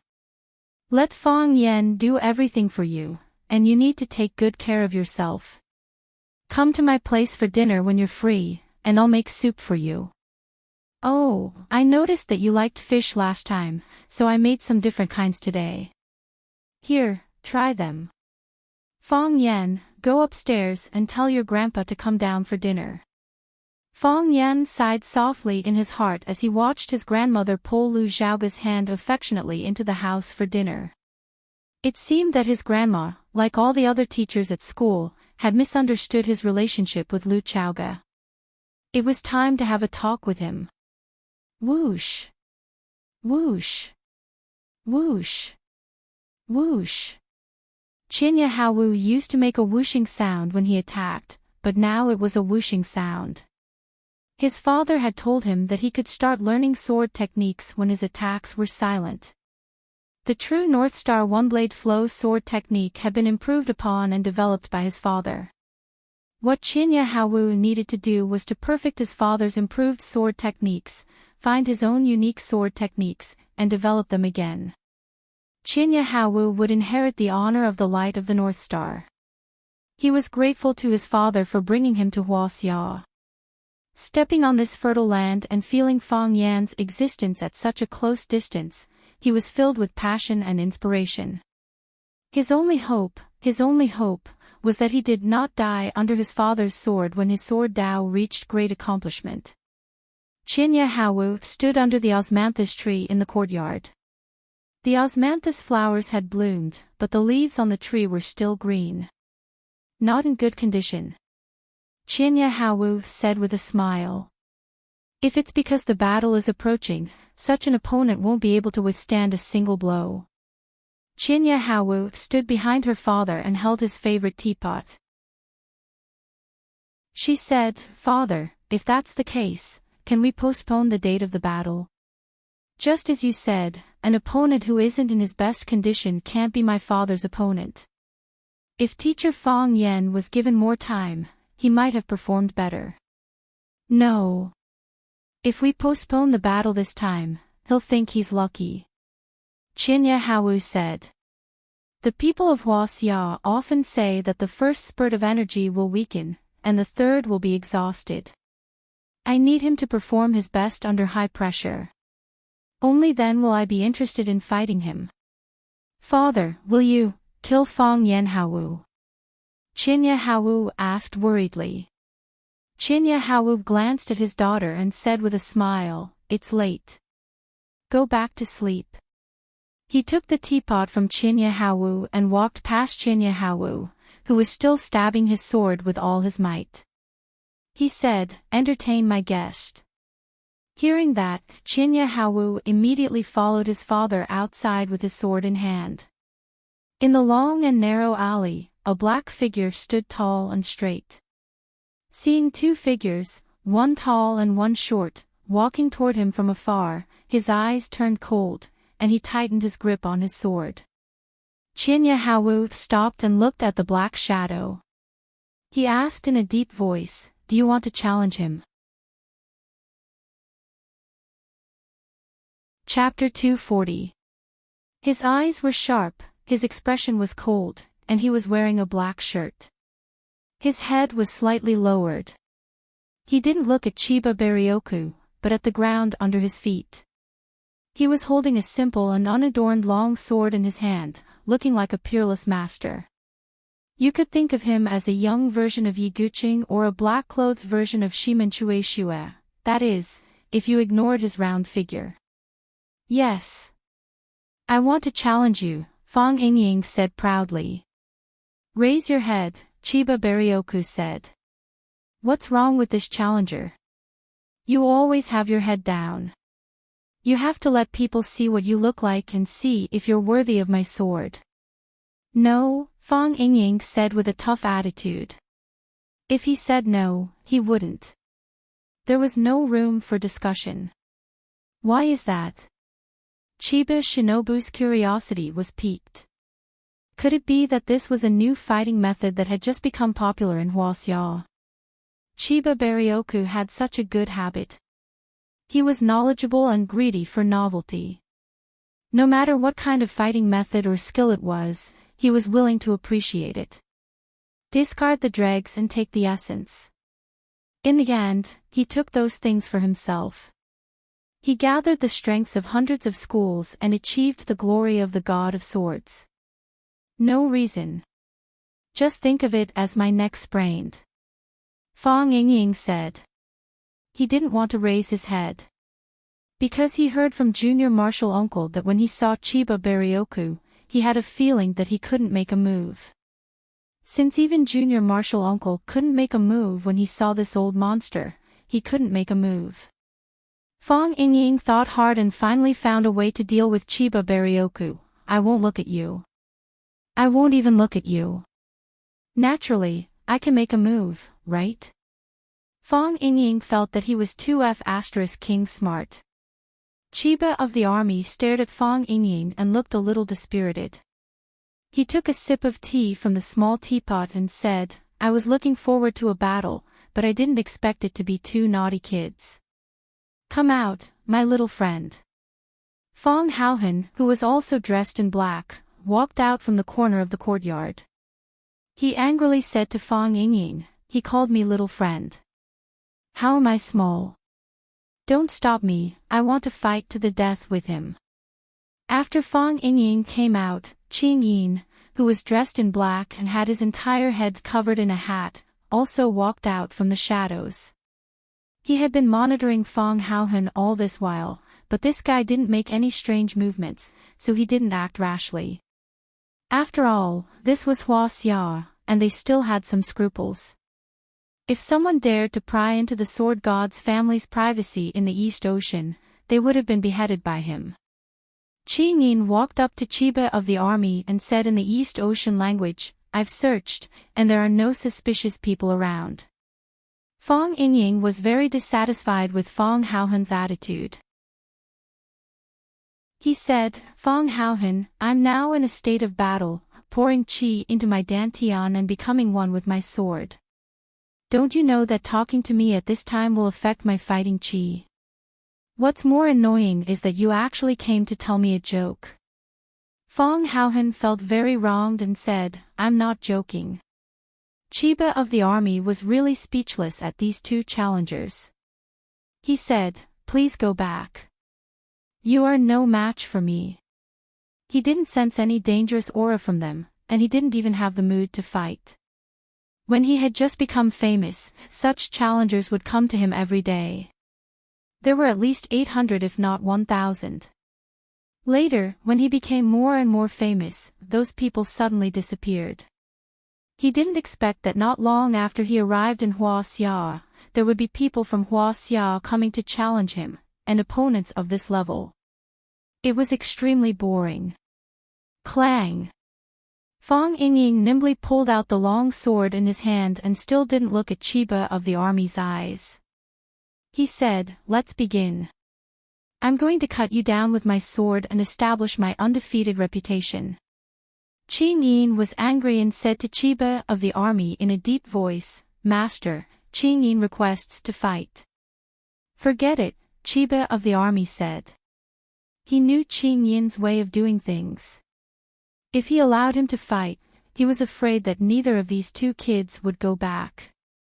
Killing people here was a big taboo, and there was no need to be angry over a few kids. Chiba of the army held the small teapot and turned back leisurely. Fong Yingying and Fong Haohen were a little dumbfounded. Chiba of the army didn't want to fight them. Hero, what should we do? Fong Haohen said anxiously. If he doesn't fight you, how can I film? How do I know? Fong Yingying said impatiently. Fong Yan was injured, and the bullet passed through his body. Although there was no danger to his life, and it wouldn't even affect Fong Yan's normal work in teaching students. However, Fong Yingying and Fong Haohen, who were both from martial arts families, understood that this was a very fatal thing for a duelist who was about to fight with a master. This bullet didn't take Fong Yan's life, but it drained the blood in his body. Without vigor, how could a man be strong? Of course, if the one fighting with Fong Yan was at the level of Fong Yingying and Fong Haohen, Fong Yingying and Fong Haohen wouldn't be worried at all. They were very clear that even now, they couldn't beat Junior Martial Uncle. However, the one fighting with Junior Martial Uncle turned out to be a master who had entered the cliff wall stage. Ah, the cliff wall stage, such a strong person, I'm afraid you wouldn't see one in your lifetime. In this case, the impact of the bullet on Fong Yan was enough. Without a peaceful state of mind and a healthy body, without full spirit, without high fighting spirit, without a strong desire to live, how could Fong Yan win? Fong Yan's wound was bandaged by Fong Yingying and Fong Haohen, and they were also diligent in changing the dressing. Fong Yingying had unintentionally probed, since the injury was so serious, could the duel be postponed or simply cancelled? Fong Yan shook his head, saying that it couldn't be cancelled, nor could it be postponed. Fong Haohen said that they might as well not go. Would he run to the school to hurt people? Fong Yan shook his head and said, the news of my duel with the Chiba army has been spread out by people with intentions. After the Chiba army came to Huaxia, the first person they challenged was me. Now it's not just a duel between me and the Chiba army, but a duel between the Huaxia martial artists and the Japanese martial artists. I can lose, I can die. However, I have to go. Fong Yingying and Fong Haohen were really anxious. Fong Yan said that he could lose, he could die. Fong Yingying and Fong Haohen didn't want Fong Yan to die. The two of them thought about it and decided to find the Chiba army for a duel first. Fong Yingying acted as a meat shield and took the initiative to challenge the Chiba army, while Fong Haohen secretly filmed with a digital camera. Whether the Chiba army injured Fang Yingying or killed Fang Yingying, he couldn't show up and call the police with the digital camera. At that time, the police would arrest or deport the Chiba army, and Junior Marshal Uncle wouldn't have to participate in the duel anymore, right? For Fang Yan, they were not afraid of losing, nor were they afraid of death. Their plan was exquisite, but the Chiba army was not willing to make a move at all. Fang Yingxiong bellowed as he charged towards the Thousand Leaves military department with his long sword. He was very fast, and he used the Fang Plum Blossom steps with all his strength. Bang! Fang Yingying's body flew back. The Chiba army didn't make a move, nor did Qing Yin and Chiba Haohan. Fang Yingying covered his stomach and coughed violently. Fang Haohan cried out in surprise. Miss Yi Ro, who was wearing a black leather coat and had short hair, stood in front of Fang Yingying and Fang Haohan. Seeing the sword in Fang Yingying's hand and the digital camera in Fang Haohan's hand, she was even more angry. She slapped Fang Yingying's head and asked in a sweet and arrogant voice, "Did you come up with this stupid idea again?" Fang Yingying didn't dare to dodge. He hurriedly explained, "It's not me, it's really not me." Slap. Yi Ro slapped his head again and said, "How dare you lie again?" Miss Yi, slap. Yi Ro slapped him on the head again. "Stop it, stop it." Fang Yingying howled with his hands covering his head. "I confess, it's me. It's what I want. Miss Yi, stop it. I was going to confess just now." "I know." Yi Ro looked like she understood. "I'm used to it. I think it's more rhythmic to slap you 3 times. Fang Yingying opened his eyes and mouth wide. He looked at Yi Ro and couldn't say a word for a long time. Is it necessary to beat someone rhythmically? Seeing Yi Ro staring at the digital camera in his hand, Fang Haohan's face became even paler. He hurriedly hid the digital camera behind his back, but soon realized that it was an insult to Miss Yi's IQ. He quickly took it out and said with a smile, "Miss Yi, it's all Fang Yingying's stupid idea. In fact, I don't agree with it. I strongly opposed it, but he threatened me with force. So, I could only follow him to this side." Bang! Before Fang Haohan finished his words, his body flew out. Yi Ro clapped her hands and said coldly, "Although Fang Yingying's idea is a bit stupid and he looks a bit wretched, at least he has a good mind. The Fang family raised you and taught you, but you are not even willing to make this sacrifice. Instead, you drag others down and betray your friends. If we weren't in front of outsiders, I would beat you to death."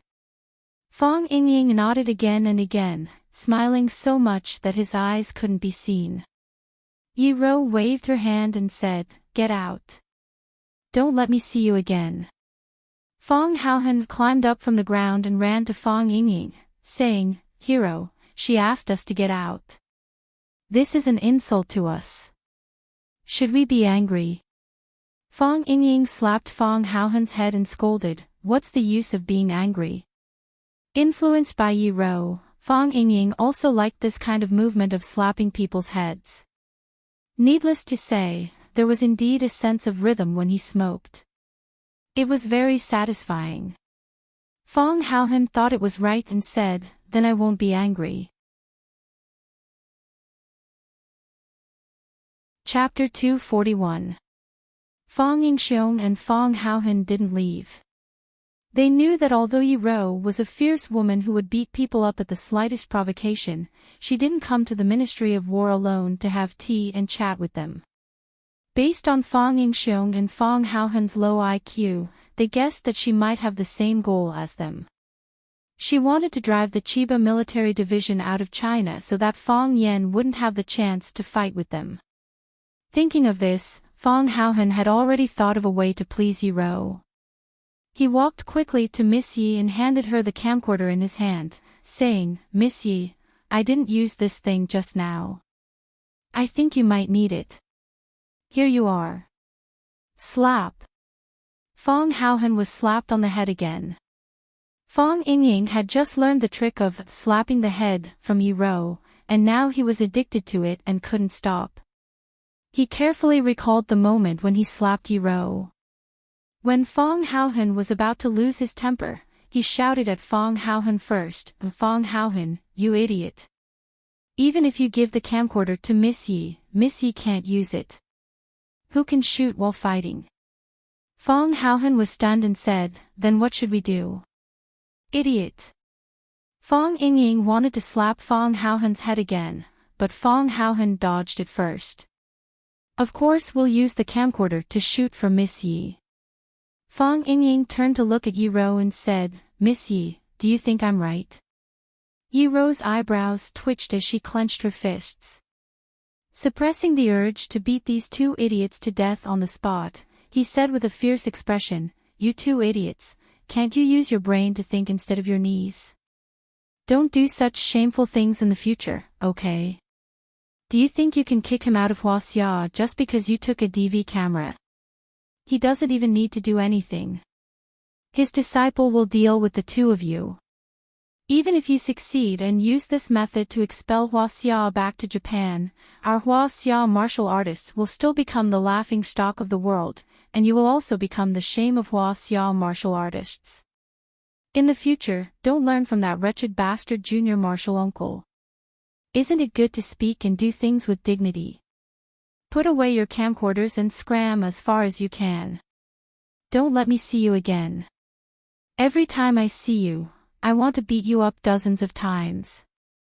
Thump, thump, Fong Yingying and Fong Haohan ran far away and peeped at them from the corner of the yard. "You scared me to death," Fong Haohan said with his hand on his chest. He had the look of a frightened young man. "We didn't tell anyone. Why did the whole world laugh at us?" Fong Yingying couldn't figure it out. Of course, things like secretly taking photos had to be done in secret. Yi Rou looked at Chiba of the army and said in a calm voice, "I'm sorry for the mischief of my family. They don't have the right to make you draw your sword, but I want to have a try. I want to challenge you." Qing Yin was so angry that he rushed to where Yi Rou was standing. "Come back," Chiba of the army shouted. Whoosh!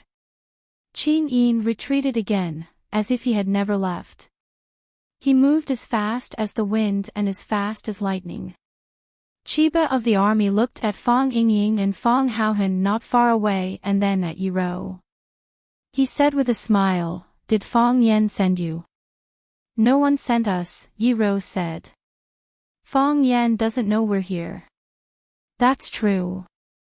It's hard for a person with bad intentions to achieve such a high level at such a young age." Chiba of the army said. "I know you. My daughter is studying in Rosefinch. When she came back, she said that a beautiful woman beat up Fong Yen in front of many students. That woman is you, right?" "It's me," Yi Rou said.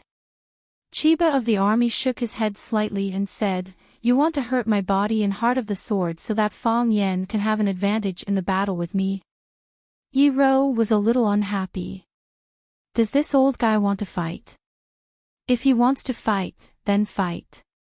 Why is he talking so much nonsense? "I'm here because you're a brilliant opponent," Yi Rou said. "We, the warriors of Huaxia, are not afraid of challenges and are willing to take the initiative to challenge stronger enemies.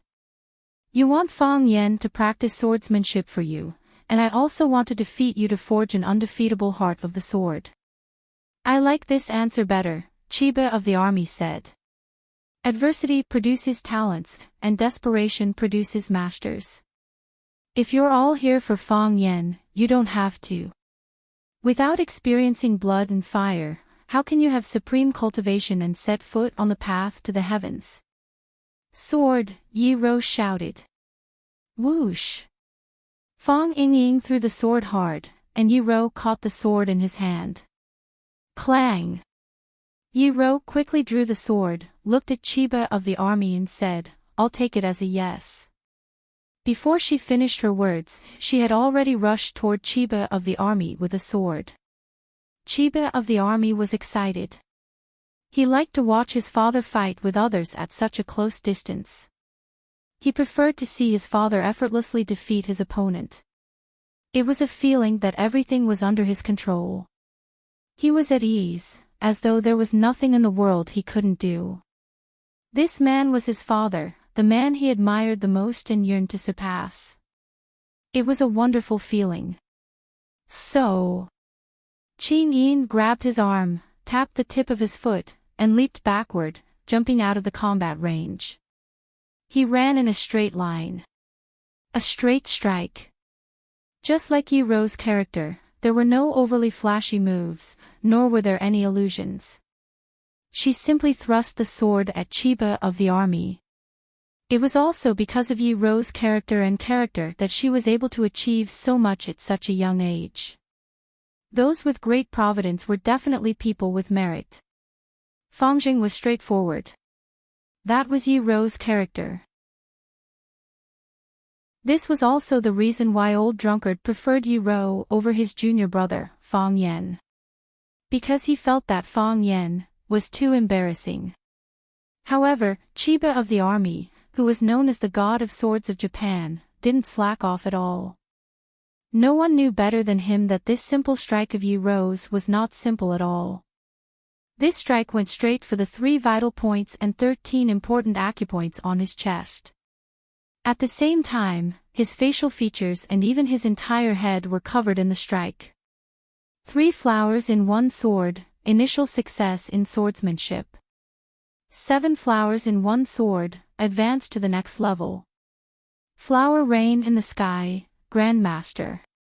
This was the basic common sense to evaluate a swordsman. According to this standard, Yi Ro's strike didn't even have a flower, and her level couldn't even be called initial success in swordsmanship. However, if one's swordsmanship reached the realm of return to simplicity, there wouldn't even be a flower. No flower meant that the world was full of sword flowers. No illusion meant that any illusion could be created. Just as Yi Ro's long sword reached Chiba of the army's chest, Chiba of the army moved like lightning. A long white robe with wide sleeves. A white, almost transparent hand stretched out from the sleeve. It was so relaxed that it looked like a fairy brewing tea or a Buddha picking flowers. Clang! Chiba of the army caught the tip of the long sword with 2 fingers. Whoosh! Yi Ro's sprinting speed finally stopped. No sound could be heard, but the fierce chi rolled up the dead leaves and dust on the ground. They flew all over the sky like butterflies playing in the wind. Yi Ro shook her wrist, and the long sword broke into 2 pieces. One piece was caught between Chiba of the army's fingers, and the other was still in her hand. Yi Ro raised her sword and stabbed again. Clang! Chiba of the army stretched out his fingers again and caught the blade of Yi Ro's sword again. Yi Ro shook her wrist again, and the long sword broke into 2 pieces again. When Yi Ro stabbed for the 3rd time, Chiba of the army still caught the sword with his fingers. Crack, crack, crack, the long sword in Yi Ro's hand suddenly broke into countless pieces, and the countless pieces stabbed toward Chiba of the army like countless knives. The heavenly net was densely packed, enveloping the vital points of Qin Yibing's body. As long as any of the pieces pierced him, Chiba of the army would pay a heavy price, if not dead. Fang Yingying and Fang Haohan were both shocked by this scene. Fang Yingying cried out in surprise, "Did you see that? Heavenly Maid Scatterflowers. The legendary Heavenly Maid Scatterflowers." Fang Haohan, how long has it been since you saw the real Heavenly Maid Scatterflowers? 2 years ago, when Miss Yi competed with Junior Martial Uncle, she used Heavenly Maid Scatterflowers on Junior Martial Uncle. Miss Ye's Kung Fu became more advanced. Fang Haohan, who was busy filming with the DV, said, "At that time, Junior Martial Uncle caught 13 pieces. The rest were all stuck on him." Fong Yingying thought in his heart, I don't know how many pieces this old monster Chiba of the army can catch. Chiba of the army's eyes shone with a strange light. Beautiful. Without any external force at all, he only used his own internal strength to shatter the hard sword into pieces, and then used the air and wind to attack the enemy. It was impossible to guard against and dodge. Chiba of the army stretched out his hands, and his wide sleeves waved in the wind like silk. Clang! With a crisp sound, Chiba of the army's body became calm again. However, the countless sword pieces that Yi-Ro had thrown out suddenly disappeared, as if they had never appeared. Yi-Ro didn't give up. Her body was infinitely close to Chiba of the army. Using the last small part of the sword on the hilt, she fiercely stabbed Chiba of the army's chest. Chiba of the army's body jumped into the air for no reason, and when he was in the air, he waved his sleeves very naturally. Clatter, silver light flashed, and the sky was full of stars. The pieces collected by Chiba of the army's sleeves became his killing weapons, whistling and rushing at Yi-Ro. They were faster and more aggressive. Those sharp blades became an orderly saber formation, and all the sharp tips were densely aimed at Yi-Ro, who was rushing at him. Yi-Ro could be stabbed into mud at any time, which was extremely dangerous. Chapter 242. Fong Yingying was about to rush to the scene of the fight, but Fong Haohan grabbed him. Fong Yingxiong's face and neck turned red as he roared, Hero Fong, let go of me right now. This woman was Yi-Ro, the eldest daughter of the Yi family. She was a close friend of their master, and junior martial uncle's nemesis and nemesis. If it weren't for her, who would correct their moves and call them fools? If it weren't for her, who could beat junior martial uncle to death year after year and make such rapid progress in martial arts, from the shame of the Fong family to the shame of the Fong family? Nothing could happen to her. Nothing could happen to her. If something happened to Yi-Ro, they couldn't explain to their master, junior martial uncle, or the elders of the Yi and Fong families. They were men, and they had to stand in front of this woman. This was the responsibility that Guanyin Bodhisattva Gautama Buddha gave him. You can't save her. Fong Haohan grabbed Fong Yingying's arm and wouldn't let go. Of course I know I can't save her. Fong Yingying yelled. I'm strong enough to block the sword. While Fong Yingxiong and Fong Haohan were still being lovey-dovey with each other, Yi-Ro had already prepared the counterattack that she should have. Yi-Ro jumped high into the air with the tip of her foot. She was like a black bird sprinting high into the sky, like a rocket without a booster. She jumped very, very high, so high that ordinary people would be afraid of her. Qing Yin was a ninja, and he had always been proud of his speed and qinggong. He had dominated the 37 islands in the East Ocean, and he thought he could make a name for himself in Huaxia. However, this young girl just lightly tiptoed, like a beautiful firework leaping into the sky. Did she think about other people's feelings? Qing Yin, can you do it? Chiba Haomu raised his head and asked expectantly. His eyes were filled with excitement and desire. The world was vast, and martial arts were magical. There were all kinds of strange martial arts and masters. He really hoped that he could become one of them. He also hoped that he could be like his father and fight to the death with the most powerful opponents in the world. This was how a martial artist should be. I can't, Qing Yin said. If he tried his best, he could do as well as Yi-Ro. If he had the help of some tools, he could do better than Yi-Ro. However, very quickly, his eyes blazed with divine light and his pupils became abnormally bright. With an excited expression, he said, I can't do it. He even pulled down the hat that had been covering his head.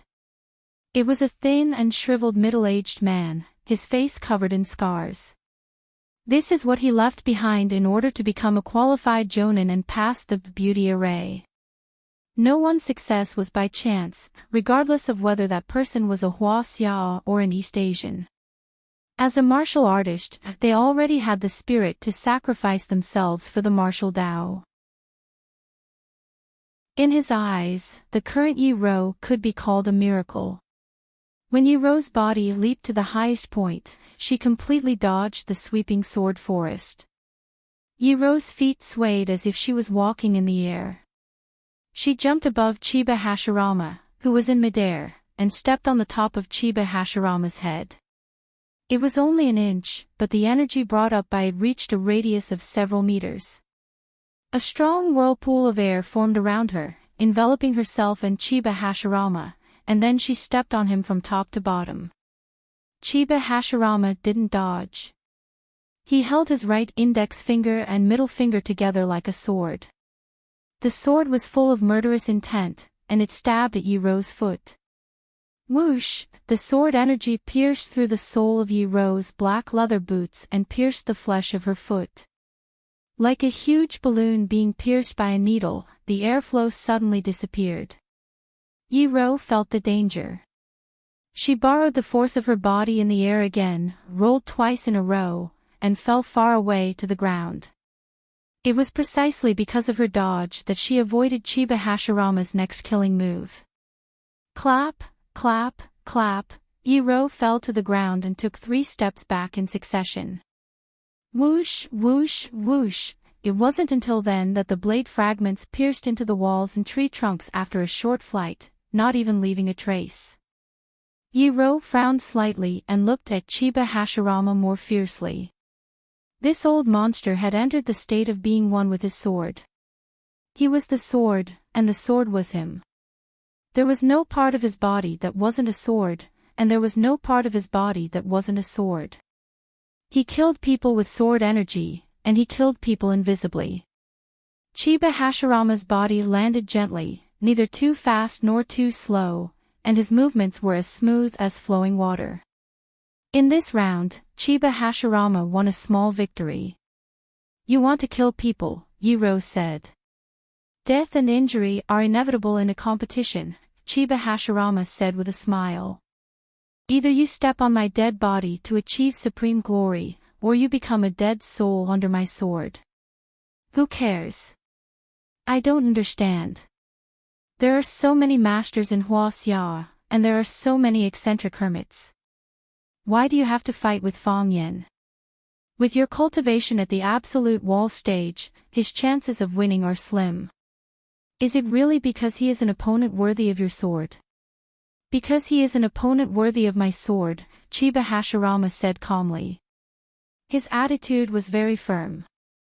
There are many people worthy of your sword. Tao addict Song Zanyang, martial addict Ho Zhendong, nation master Li Zonghao, and hermit Weed of Weed Temple in the south. Which one of them is not a first-class master in the world? Aren't they worthy of your sword? Chiba Hashirama, you bully the weak with your power. Yi Ro pointed to Chiba Hashirama, who was not far away, and asked, Is that your son? Yes. He is Chiba Hashirama, Chiba Hashirama said calmly. If I challenge him and set up a fight to the death, what will you do? Yi Ro sneered. What's the difference between your behavior and what I'm going to do?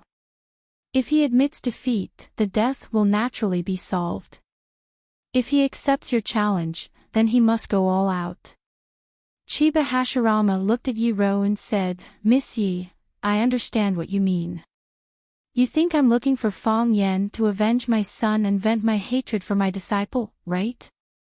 If he is willing to admit defeat, this competition will be cancelled immediately. Yi Ro was silent. She knew that Fang Yan would not admit defeat. He could admit defeat to her, or even lie on the ground and pretend to be dead. He could admit defeat to the old drunkard. In order to force the old drunkard to teach him drunken crane riding the wind, he cried, made a scene, and asked him to be his master. After his plan to hang himself in front of the old drunkard failed, he threatened to secretly pee in the old drunkard's wine jar. But when did he admit defeat to others? When the Bailey family challenged him, even if he was beaten badly, didn't he grit his teeth and persist? The Tang family and the Fong family had been enemies for generations. The two families often fought each other. He was surrounded and beaten into a dumpling. He was beaten unconscious, but he didn't admit defeat. Wasn't admitting defeat to the Japanese Chiba Shinobi Division even more difficult for him to accept than killing him? Miss, fighting with the heavens is endless joy. Fighting with the earth is endless joy. Fighting with others is endless joy. This is what you Huaxia people say. Have you forgotten it? Chiba Hashirama comforted her with a smile. It's rare to see a Dao querying expert. Please forgive me for my eagerness to hunt. So, miss, please do your best in the next battle. Yi Rou stopped talking and took out a dragon head dagger from her waist. Of course, this wasn't a real dagger. She pulled the dragon's eye with both hands, and the bright dagger flew out of the dragon's head. Between the dragon's head and the dagger was a rope with dragon scales on it. Dragon whip. Yi Rou held the dragon's head in her hand and shook her wrist.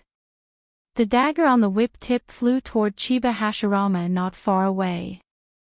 The dragon scale rope was made of an unknown material. It let out a sharp dragon roar. The whip moved like a long knife or a sharp sword, cutting through the air and making a hissing sound. This time, Chiba Hashirama didn't wait for the weapon to reach him to intercept it. He stretched out his body and flew toward Yi Rou. His long hair and loose robe fluttered in the wind.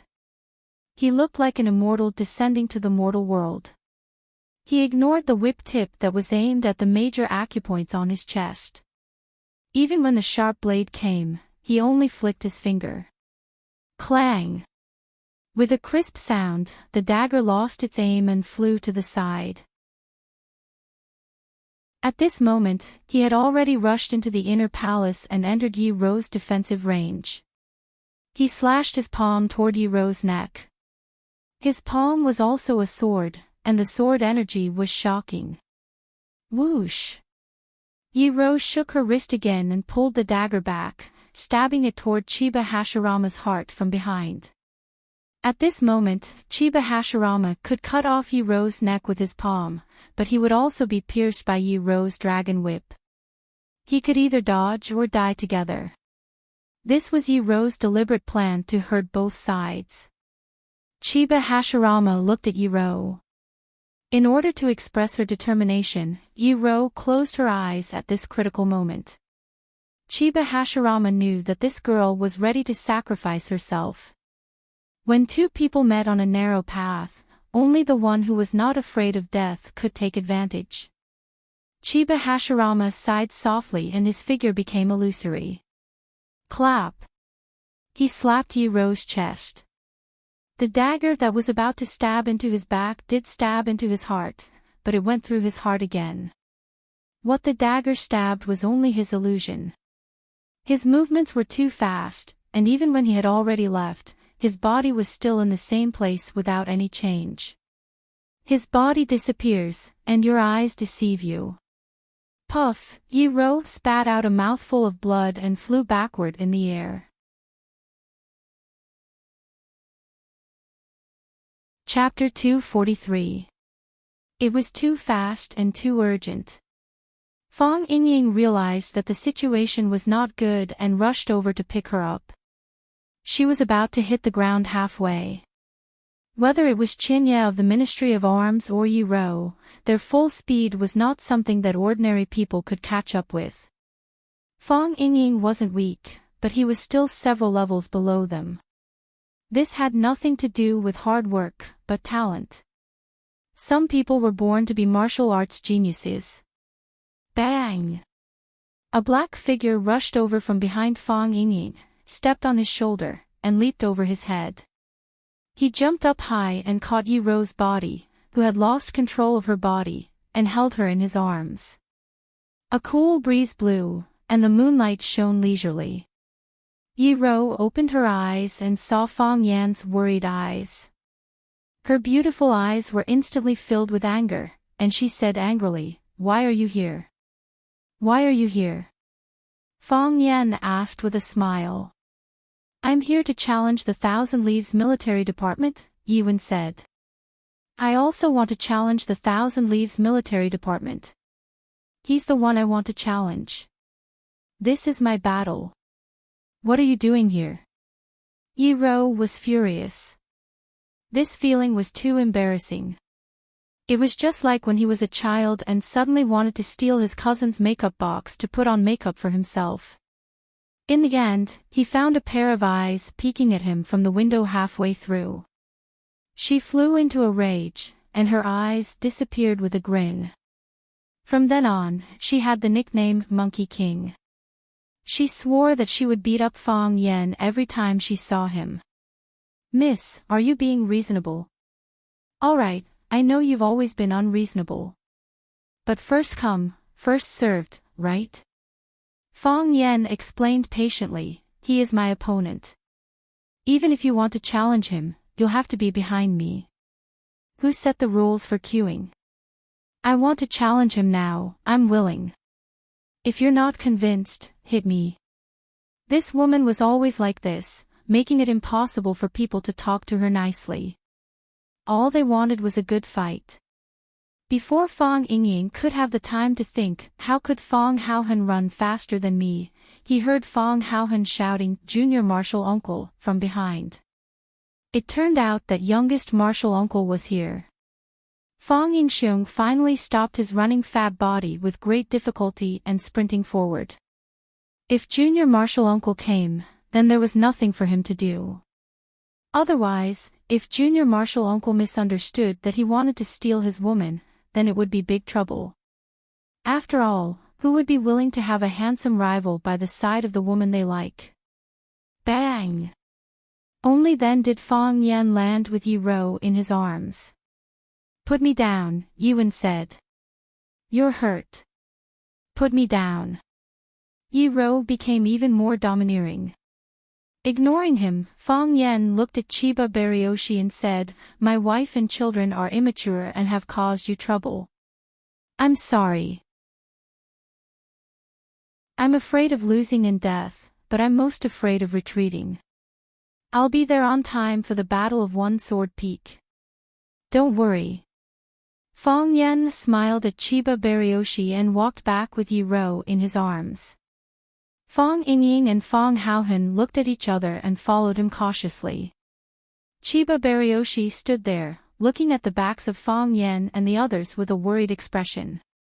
Chiba Baryoshi and Qing Yin walked over, and Chiba Baryoshi said happily, "Father, you won again." Yes, his father won again. He had won countless times since he was old enough to understand things. He had witnessed some of the battles with his own eyes, but most of the battles had become stories and legends. His father was the sword god of Japan, a figure deified by Japanese warriors. Winning was a habit for him. So was Chiba Baryoshi. Chiba Baryoshi didn't respond. He just stood quietly in the cool breeze under the moonlight.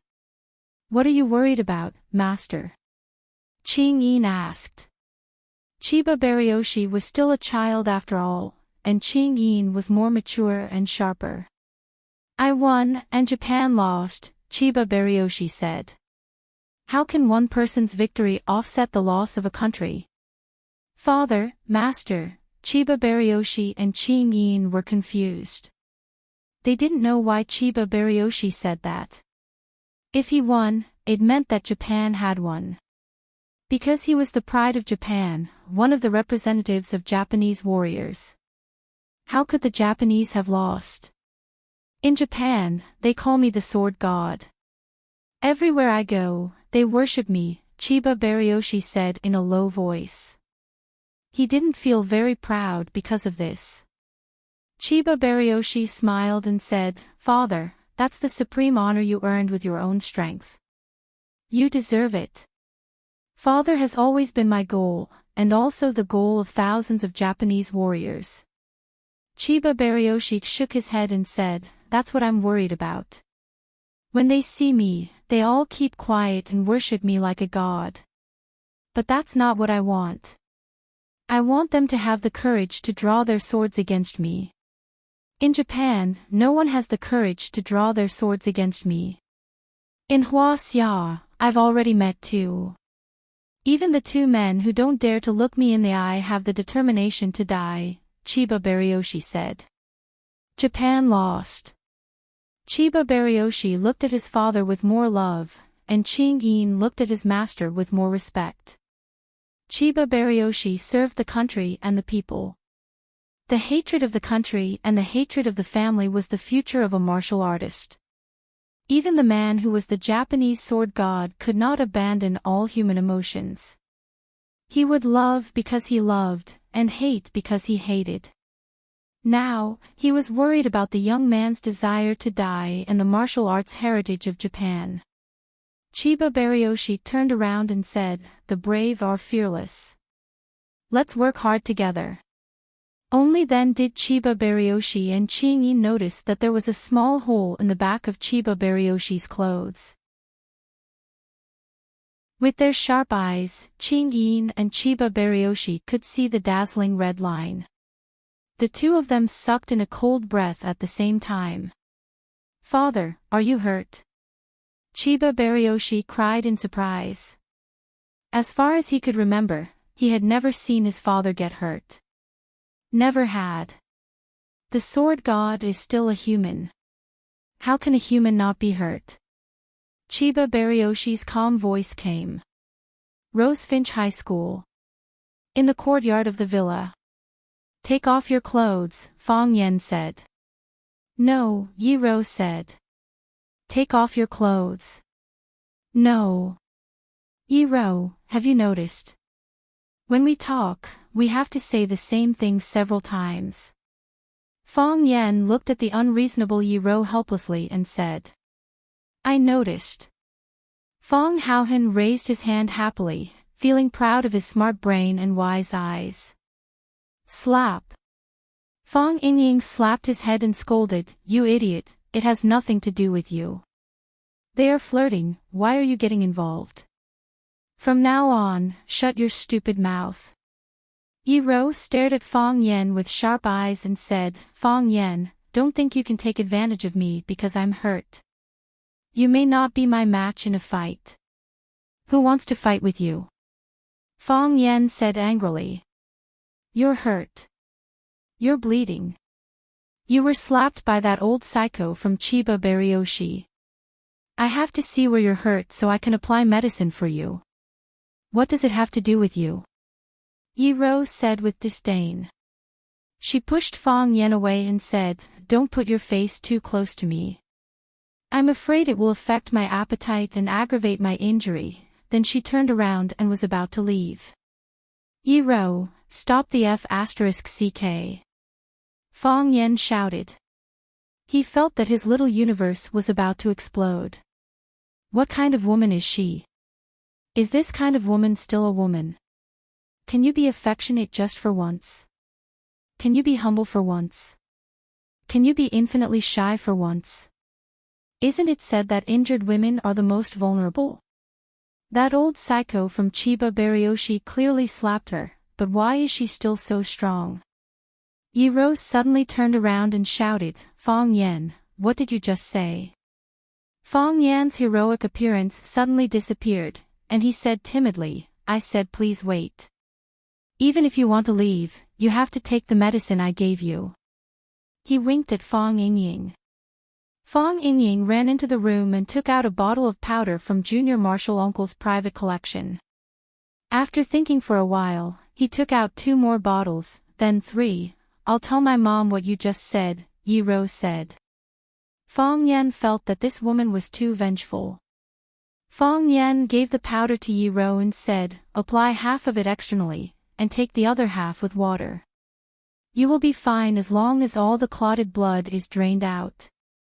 Yiro hesitated for a while, grabbed the bottle, and turned around and walked into the darkness. Fong Yen walked her to the door of the small courtyard and sighed as he looked at Yiro's back. The two of them always used this strange way to get along. If they didn't quarrel or beat each other, they didn't know what to do. Fong Yingying and Fong Haohen came over, and Fong Yingying said, "Miss Yi saved us. If she hadn't gone in time, Fong Haohen and I wouldn't have been able to come back. She is a good person." Miss Yi didn't want to stay, because she was worried that she wouldn't have a place to sleep at night. Fong Haohen added. Fong Yan just remembered something, and turned around to look at Fong Yingying and Fong Haohen with a sneer. Fong Yingying and Fong Haohen were scared, and their legs were trembling. Fong Yingying said hurriedly, "Junior Martial Uncle, I think I was hurt by the sword energy today. I'll go back and apply some medicine, I'm sleepy too." Fong Haohen was also quite smart, and he turned around to escape. Fong Yan quickly blocked in front of them, and both of his hands were flying, slapping Fong Yingying and Fong Haohen's heads non-stop, and scolded, "You two idiots, leave the fighting to the women. Why did you run over there? You two uneducated guys, do you know how to write the word death?" Chapter 244. Junior Martial Uncle, don't fight. You can't fight anymore. Fong Yingying yelled while covering his head. You just called me an idiot. If I continue to fight now, I'll be a retard. If I had known earlier, I would have fought with the old monster of the Chiba army. Even if I was killed by him with a sword, would still be proud if I died like this. Fong Yan sneered and said, "You want to fight with the Chiba army with your mediocre skills. Others are fighting with their lives, but you're going to die. You just want to say that Miss Yi is better than us." Fong Yingying said anxiously. After saying that, he immediately realized what a stupid thing he had said. He hurriedly said, "Of course, your way of thinking is completely correct. Who is Miss Yi? She is a first-class master in Huaxia. She is invincible in the world. Except for Junior Martial Uncle, who can last 3 rounds with her." Fong Yan was too lazy to fight these two rascals anymore. He asked Fong Haohen to get water for him to wash his hands. These two guys hadn't washed their hair for a long time. Their hair was greasy, and Fong Yan's palms were covered with that sticky substance. What? Do you think being killed by the Chiba army is something to be proud of? Fong Yan looked at Fong Yingying and asked. I didn't mean that, Fong Yingying explained with a smile. In my beautiful imagination, of course, it would be more glorious if I killed the Chiba army. But we can't do it. Last time, Junior Martial Uncle said that he couldn't make a move when he saw him.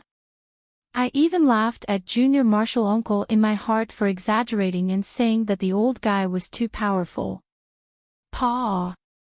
Fong Yan couldn't help but slap Fong Yingying's head again and scolded, "What right do you have to laugh at me in your heart? Can you judge more accurately than me with your greasy eyelids that can't see 3 meters away?" Yes, yes, yes. Fong Yingying nodded again and again. He said the wrong thing again. This slap was worth it. Junior Martial Uncle is right. I had a little doubt before, but after I practiced it myself, I found that the old guy was just standing there casually. I didn't know where to attack him. Is this the master of the wall stage? Isn't he too powerful? Of course, young Martial Uncle's foresight is even sharper. Even though it was the first time he met him, he already knew everything about him. Fong Yan shook his head and said with a wry smile, "If I was really that powerful, would you and Fong Haohen risk your life to fight him?" Fong Yingxiong opened his mouth and said, "We asked him to risk our lives because Fong Haohen and I felt that how could we use a butcher's knife to kill a chicken? It's a waste of resources. Fong Haohen and I will get rid of him first, so that after Junior Martial Uncle defeats him, others will say that you are bullying the weak. It's not worth it." Fong Yan washed his hands in the basin that Fong Haohen brought over. He looked at Fong Yingying and Fong Haohen seriously and said, "I know that you are worried that I can't beat the Qinya army. You are worried that I will be injured or even die. So you two idiots went by yourselves. With your mediocre skills, wouldn't it be a dead end if you went? You haven't reached that level yet, so there is no way to know how powerful the Chinya army is. Even his disciple will be a rare opponent for you. You are afraid that I will be injured, afraid that I will die. Am I not afraid that you too will be injured? Am I not afraid that you too will die? This is my battle and my responsibility. Since he came to me, even if I die in battle, I will keep my promise. This has nothing to do with my personal honor or face. It is for the dignity of all the warriors in Huaxia. If I lose, there will be another person who will challenge me. If I die, there will be another person who will come out to avenge me. Fang Yan patted Fang Yingying on the shoulder and said, "But I don't want the next person to be you, because I know that you will lose and die. You just need to live like this. Even if I am gone, you can still take care of my parents and the old drunkard for me. So, you are more valuable alive than dead. Don't do such stupid things in the future. Don't die so easily." Fang Yan turned and left, leaving Fang Yingying and Fang Haohan in a daze in the courtyard. Fang Haohan was emotional. His eyes were red and tears flowed out. He said in a choked voice, "Fang Yingying, I want to kill those bastards. Why did they bully junior martial uncle?" Fang Yingying also cried. He looked even sadder than Fang Haohan. Fang Haohan looked at Fang Yingying and comforted him, "Hero, don't worry. Junior martial uncle will be fine. His martial arts are so good that the old monster might not be able to defeat him." Fang Yingying wiped his tears with his sleeves and said, "Junior martial uncle used my clothes to wipe his hands. The water dripped onto my neck." It was still early winter in Huaqing, but winter in Yanjing was already extremely cold. Jiang Qin and Yuan Lin looked at the fewer leaves on the locust tree, and they felt better and better. After a while, it should be snowing in Beijing, right? Jiang Qin and Yuan Lin were both from the south. It was Jiang Qin's first time walking out of Huaqing. Yuan Lin spent most of her time in Huaqing, apart from occasionally accompanying her parents to the north in spring and autumn. So, the two of them had actually never seen real snow. So, they had been looking forward to the arrival of the first snow of the year. They were looking forward to making snowmen in the snow, having snowball fights, and even hugging the person they liked in the snow. Jiang Qin was wearing a white training suit, while Yuan Lin was wearing a black one. The slim and soft training suit outlined the girl's figure extremely well, causing the two boys next to them to keep peeking at them. The two boys were Jiang Qin and Yuan Lin's classmates, and they could be regarded as fellow apprentices. After Mao Xianping, who became famous after successfully training Xia Tian, retired from the music academy, he specially took a practice room in the school to train his disciples. Before Xia Tian sent Jiang Qin and Yuan Lin here, there were already two guys who were one step ahead of him. The tall and thin guy was called Guinu, the son of the famous domestic film and television star, Gu Qingyun. He inherited the excellent genes of his parents and was very handsome. The other boy, who looked very gentle and elegant with glasses, was called Huang Yide. He usually looked very low-key, but he always had a superior arrogance. No one knew what his family background was. An old man with slick back hair was lying on a chair with his eyes slightly closed, looking like he was about to fall asleep. Jiang Qin's body was sitting in front of a guzheng, his body slightly leaning forward, his fingers gently fiddling with the guzheng. The sound of the guzheng was clear and pleasant. "Stop!" Mao Xianping suddenly opened his eyes and shouted loudly. Jiang Qin quickly stopped and looked at Mr. Mao Xianping helplessly. She knew that she had played something wrong again. Mr. Mao Xianping was very strict with his apprentices, and he treated Jiang Qin and Yuan Lin equally. He did not care about their feelings when he reprimanded them. "Jiang Qin, do you know where you went wrong? Mao Xianping jumped up from the chair, walked to Jiang Qin and asked. Jiang Qin thought for a moment and said, Teacher, I don't know. If you said you didn't know, the teacher would be angry. If you answered wrong, the teacher would be even angrier. Therefore, Jiang Qin chose an answer that would not make the teacher angry. What song did you play? Zen Heart of Clouds and Water. What is Zen Heart of Clouds and Water? The sound of the guzheng was like the gurgling of water, the sparse shadow of the bamboo forest, and the reflection of the spring stone. From the sound of the guzheng, we need to understand the great Buddha Dharma and great freedom. I know that you are a new student, so I don't ask you to play the great Buddha Dharma and great freedom. But tell me, where are your clouds? Where is the water? There are no clouds and no water. How can it be called Zen Heart of Clouds and Water? Jiang Qin looked ashamed and said, Mr. Mao, I'm sorry. I was too anxious. Mao Xuanping's face softened a little and he shouted, Guanyu, give us a demonstration.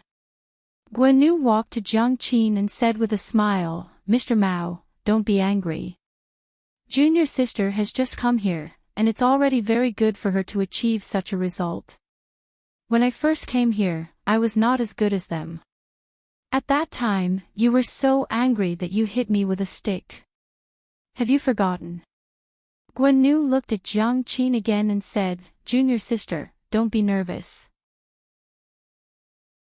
The teacher is strict with you because he has too high expectations for you. If it were an ordinary student, it would be very good if he could learn the skill of plucking and know the whole music score in this period of time. How dare I ask him to play a complete song? Jiang Qin was very grateful to Guanyu for helping her out. She gave the chair to Guanyu and said with a smile, Thank you. Guanyu smiled and sat down in front of the guzheng. After adjusting the rhythm of his heart, he gently exhaled a mouthful of turbid qi, and then his fingers gently stroked the strings of the guzheng, and a beautiful tone jumped out. It had to be said that Guanyu was indeed a bit talented in guzheng. The room was very quiet, and everyone was listening carefully. You could see the clouds and water, see the harmony of the clouds and water, and hear the solemn Buddha voice. At the end of the song, everyone applauded warmly.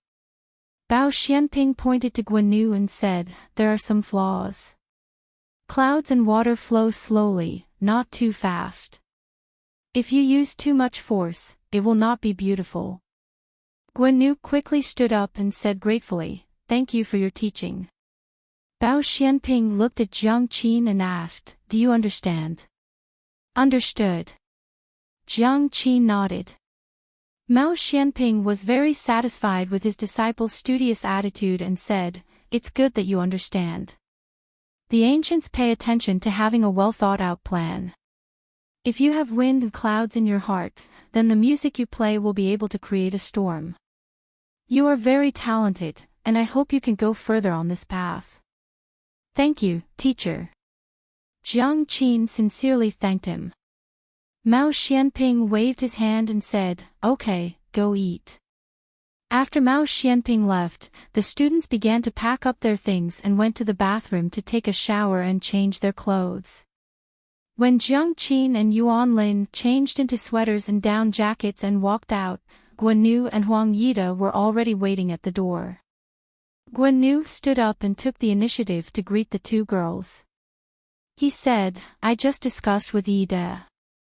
Although we are brothers and sisters, we haven't even had a chance to have a meal together after being together for so long. Teacher must be very sad if he knows that our relationship is so estranged. It's me and Ida who didn't do a good job. Two little sisters, how about giving me some face and having a meal together today?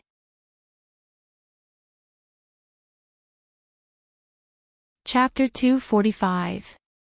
When school reopened, it was normal for new classmates to gather together for a meal. When Jiang Qin and Yuan Lin had just entered middle school, Yuan Lin, the rich little girl, took 6 girls in her dormitory to eat at Pizza Hut. A meal that cost a few hundred yuan was really not a negligible amount of money for a middle school student. According to the relationship between the teacher and the teacher, the relationship between Jiang Qin, Yuan Lin, Huang Yida, and Guan Nu was closer than that of their former classmates. Because the four of them were disciples of teacher Mao Xianping. They were not only classmates, but also fellow apprentices. In the future, they should help and take care of each other when they entered society. One must know that in the current entertainment circle, the proportion of students who graduated from the two famous schools, Shangyin and China Film, was extremely high. They hugged each other, and there were many small circles in the big circle. It was easy to become popular by helping each other and hyping each other. Guan Nu was the senior apprentice brother, so he naturally had the responsibility and obligation to organize the meal. Moreover, he was very good at talking, and he even brought up teacher Mao Xianping. If Jiang Qin and Yuan Lin still refused at this time, it was really unreasonable and inexplicable.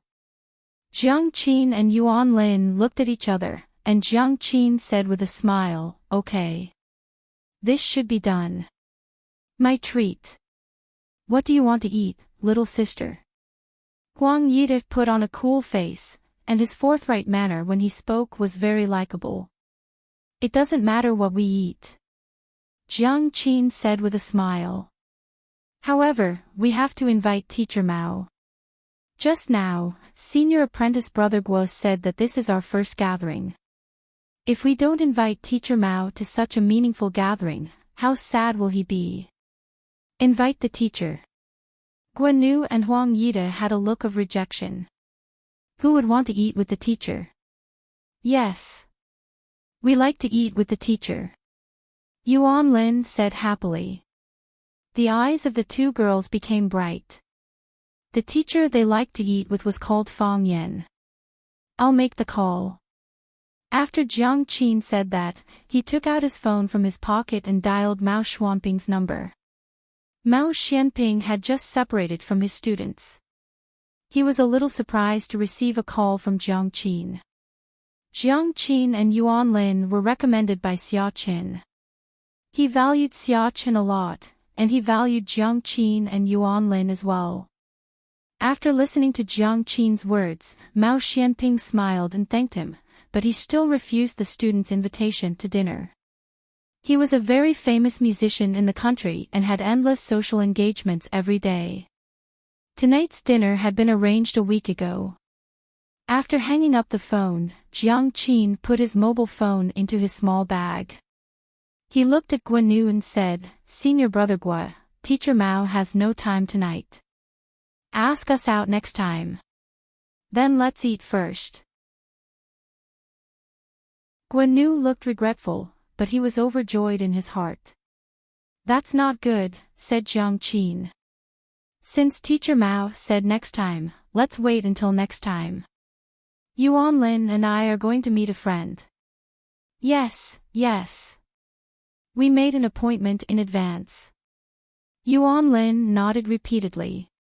"Senior brothers, I'm sorry." The two girls jumped away. Guan Nu and Huang Yida stood in the same place and looked at their backs in a daze. "What a smart little girl," Guan Nu said with a smile. "She's young, but she has a lot of ideas. She refused us and left us speechless. This is treating us like wolves." Huang Yida said with a bad face, "Teacher Mao doesn't have time, but they don't have time.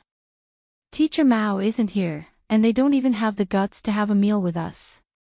Guan Nu looked at Huang Xianping with a smile and said, "Are you a wolf?" "What about you?" Huang Yida asked. "The revolution has not yet succeeded. Comrades still need to work hard." The two waved their hands and walked in opposite directions, one on the left and one on the right.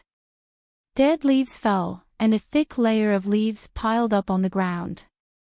Not knowing whether the cleaners were too lazy or deliberately adding a touch of romance to the autumn, no one swept the leaves into the trash can. Therefore, the campus couples held hands and stepped on the leaves, making clicking sounds. Every step made people feel happy and joyful.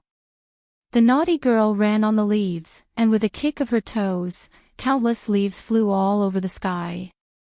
Jiang Qin also liked to kick the leaves. Every step she took, she stepped deeply, and then kicked the leaves in front of her toes out. It was as if she wanted to kick out the troubles in her heart. You don't like them? Yuan Lin took Jiang Qin's hand and walked quietly on her right side. What? Jiang Qin was thinking about her own thoughts and didn't hear her friend's words clearly. Yuan Lin was a little angry and raised her voice and said, I asked you if you don't like Guanyu and Huang Yida. Jiang Qin thought about it and said, it's not that I don't like them, but it's not that I like them, you probably don't like them. Otherwise, why did people say that you refused to have a meal with your classmates? Yuan Lin, you didn't notice that when you were playing the zither, Huang Yida looked at you with a strange look. I noticed it too. When you were playing the zither, Guanyu looked at you with a strange look. It was as if he blinked his eyelashes and there would be tenderness and honey falling out. I thought I was the only one who had such a feeling. It turned out that you also had. Jiang Qin looked at Yuan Lin and said, we are still young, don't think about love. Since we chose to learn classical instruments, since teacher Fang Yan and sister Xia Tian have such high expectations for us, then we must do our best and not let them down. Yuan Lin sneered and said, teacher Fang Yan doesn't have any expectations for us. He said that if we can't hold on, we can pack up and come back at any time. It's not necessary to become a musician. But Sister Xia Tian has great expectations for us. She is still learning the zither, and she works harder than us. If the object of love is Fang Yan, you won't say that you are too young to fall in love, right? You damn girl, I'll tear your mouth. Jiang Qin angrily rushed towards Yuan Lin. The two girls played in the leaves for a while, and then walked side by side again, panting. It's strange, Jiang Qin said. When I was at school, I always felt that those boys were too naive and not as mature as teacher Fang Yan. Now that I'm here, I feel that Guanyu and Huang Yida are really boring to put on airs all day. I think so too. Yuan Lin nodded. Why do I always find them unpleasant? I want to rush up and beat them up. Alas. The two girls sighed softly. I don't know when I can see teacher Fang Wei again, Jiang Qin said. It's the first time I've left home, and it's so far away. I really miss Mom's braised pork, Dad's dumplings, and Mr. Fang. Mr. Fang said that he is from Yanjing. When the students are on holiday, he will come to see us, Yuan Lin comforted. Mr. Fang said that he should solve problems with his head in the future. You did a good job just now, Yuan Lin said. What does he use to solve problems? Fists. The two girls looked at each other and then laughed. Jiang Qin stopped talking, and Yuan Lin also became silent. Hand in hand, they walked towards the bustling streets. That way, they could show that they were not too lonely in this city. Number 3. Lu Jing, go and stop number 3. Number 28 is going to make a layup, stop him. Wang Haoren, go. In order to cultivate students' moral, intellectual, and physical development, the school often held some competitions. The current one was the Rosefinch Senior High School Interschool Basketball Competition. This was the first round of the preliminary competition.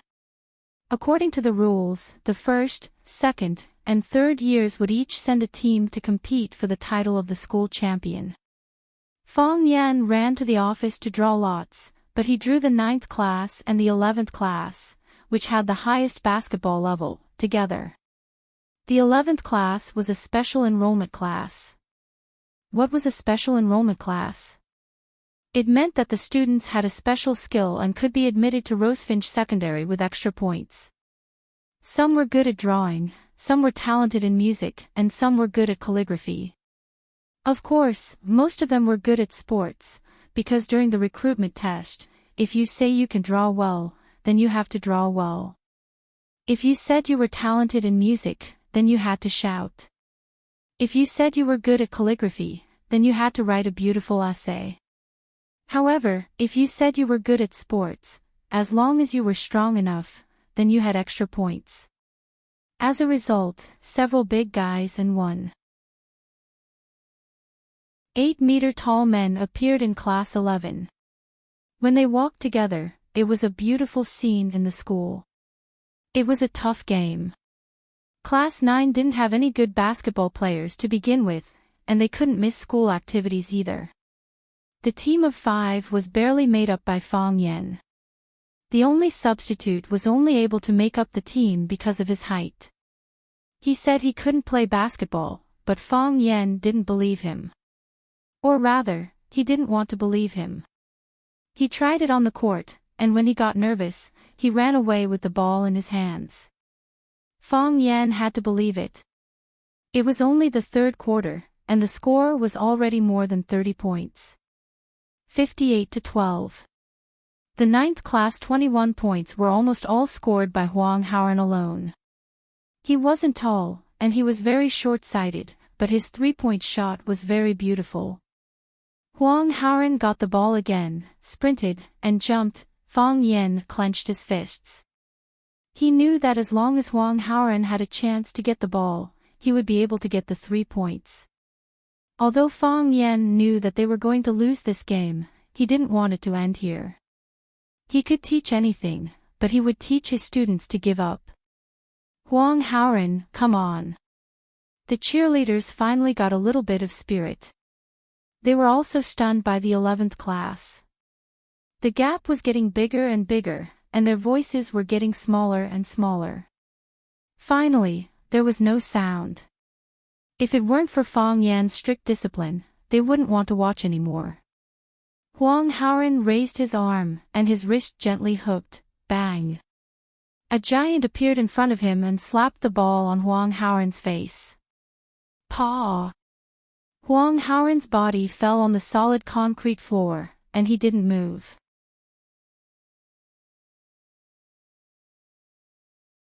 Chapter 246. While the others were shocked and at a loss, Fong Yan had already run toward Huang Haoran. He didn't casually carry Huang Haoran's body. He just squatted down and shouted, Huang Haoran. Huang Haoran. Huang Haoran finally opened his eyes. With a painful expression on his face, he said, Teacher, he broke the rules. He wanted to raise his right hand to show Fong Yan, but he couldn't lift it. His back hurt badly, as if his spine was about to break.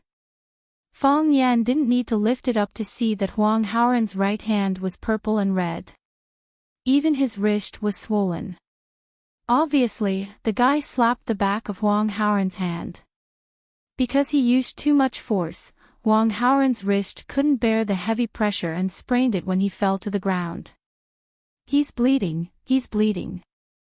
The students of the 9th class gathered around and looked at Huang Haoran, who was lying on the ground with concern. The back of Huang Haoran's head was smashed, and the blood stained the dark cement. It looked a little shocking.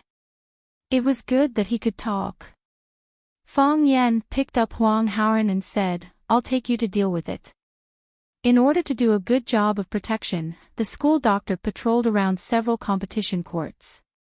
Seeing an injured team member, he immediately went to the court to treat him. The team doctor was invited by the students. After checking Huang Haoran's wound, he said, It's no big deal.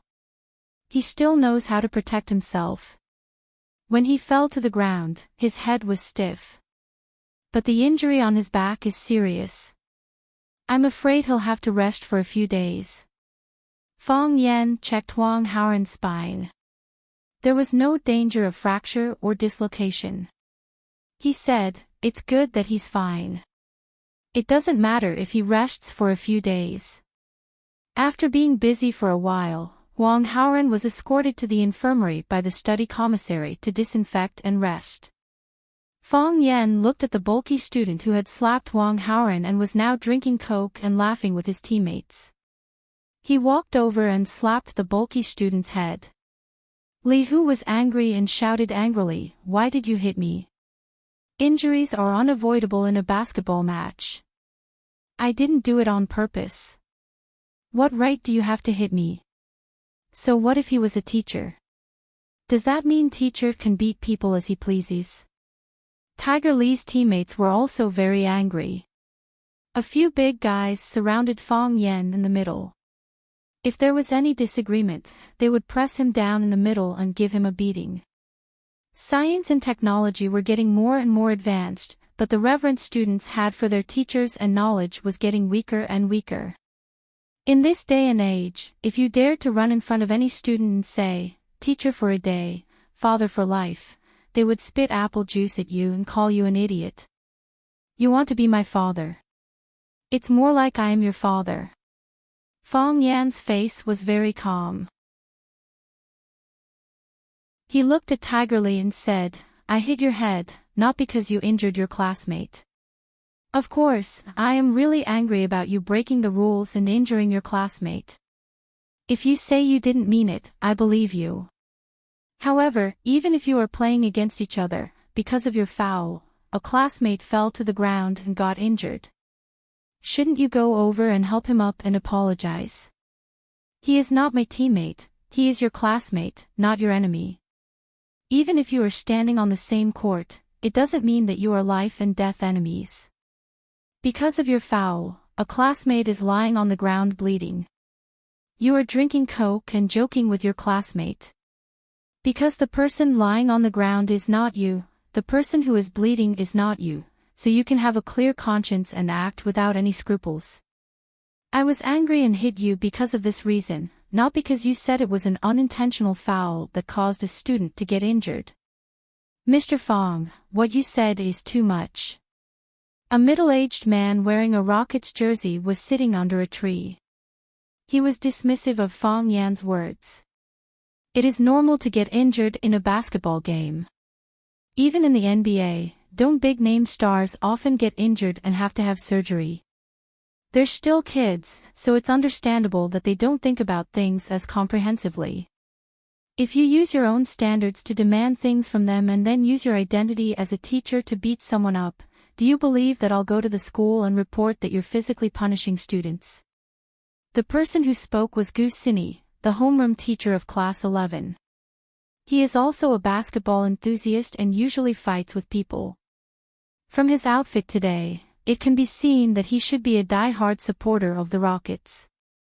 Gu Sini doesn't like Fang Yan very much. The first reason is naturally because of jealousy. They were all the homeroom teachers of the Year 1 students. Why was it that they were unknown while the newcomer, Fang Yan, stood out from the rest and his name was known by everyone in the school? Moreover, the school leaders asked Fang Yan to give a lecture to the first-year students. This is undoubtedly a slap in the face of all the first-year teachers. In the eyes of the school leaders, he is far better than the teachers. What was even more depressing was that the total score of Class 9 was not that far behind that of Class 11, but after Fang Yan's arrival, Class 1's Chinese and Literature became the first in the whole grade, even surpassing Class 1, the top class. Their scores in other subjects also improved significantly, and their overall score was ranked in the top 5 in the whole school. The school leaders said at the teachers' meeting that it is not just the number of the class that is ranked at the bottom. Look at Class 9, isn't it a good example? The faces of the homeroom teachers at the back of Class 9 darkened on the spot. It is not that they don't work hard. They also want their students to be in the top 3 in the whole grade. However, how can it be so easy? When you are working hard, others are also working hard, okay? The homeroom teachers in front of Class 9 looked even more embarrassed. What does this mean? At that time, the students were divided according to their grades. Now the students at the back of the line are in front of them. Doesn't this mean that they are incompetent? At that time, Fang Yan was also sitting at the meeting, and he could feel the murderous look in everyone's eyes. The Norwegian fishing boat returned to the harbor, but the sardines caught by the fishermen were already dead. Only the sardines caught by Hans were still alive. It turned out that Hans put a few catfish, the natural enemy of the sardines, into the transport trough together with the sardines. Because catfish eat meat, the sardines became nervous after being put into the trough. In order to avoid being eaten by their natural enemy, the sardines desperately swam, thus preserving their strong vitality, so they survived. If the other teachers are compared to sardines, then Fong Yen is the catfish in the fish trough. The school leaders hope that Fong Yen can stir up the competition in the school even more, and Fong Yen does not mind being such a catfish. If every teacher thinks about how to improve the academic performance of the students will benefit in the end. This is also what Fong Yen wants to see. Gu Sini hates Fong Yen more than the other teachers, because his uncle was implicated in Fong Yan's incident and was transferred. Gu Sini's uncle, Gu Yunfan, is the logistics director of Rosefinch Secondary, which is the most lucrative position in the school. This is because when Fong Yen entered the school, he assigned Fong Yen a utility room with a leaky roof. In fact, Fong Yen really did not take this matter seriously, and he has never even seen Gu Yunfan. However, after a series of power struggles and changes in ownership, Rosefinch High is now owned by the former vice principal, Lu Chaoge. After Lu Chaoge left Rosefinch, Fong Yen became Lu Chaoge's spokesperson in the school. Moreover, there are rumors that Lu Chaoge is the mysterious woman behind Fong Yen. Therefore, Gu Yunfan's position as the logistics director is not suitable. After the school leaders' research and adjustment, Gu Yunfan is now the vice chairman of the school's education committee. A position with a low level, low salary, and almost no authority. Gu Yunfan is holding back his anger in his heart, and scolds Fong Yen several times at home. Gu Sini is Gu Yunfan's nephew, and he can enter Rosefinch because of Gu Yunfan's support. Without such a big backer, his heart naturally hates Fong Yen. Fong Yen feels Gu Sini's hostility towards him, but he thinks that he is too good to be pleasing to the eye. Who asked him to be the natural enemy of sardines? Fong Yen looked at Gu Sini with a serious face and said, "Teacher Gu, you can't say that. A great person said that education should start from a child, and the quality of students should be taught from an early age. This has nothing to do with the student's age, and it has a close relationship with whether he has the quality of unity and helping each other. Melt at the age of 4, and Huang Xiang at the age of 9, know how to use the fan to warm the quilt." Teacher Gu said that NBA teams often have players who get injured because of fouls and need surgery, but I have also seen players pull up players who don't belong to the same team from the ground. Can't they just pull up their classmate and say hello out of concern? If this is the case, what is the point of us working so hard to pass on knowledge to them? What is the point of such students to our society as a whole? Hearing Fong Yan's words, the other students also echoed in agreement. Yes. This is clearly a performance of lack of quality. This is not playing basketball at all, this is beating people. Wang Haoren's hand is swollen from their beating. The students of class 9 also gathered around. Tang Qing stood behind Li Hu. As long as Fong Yen gave him a look, he could put down this group of guys in the shortest time. Gu Sini knew that his students couldn't stand on the side of reason, so he said angrily, "Li Hu is wrong.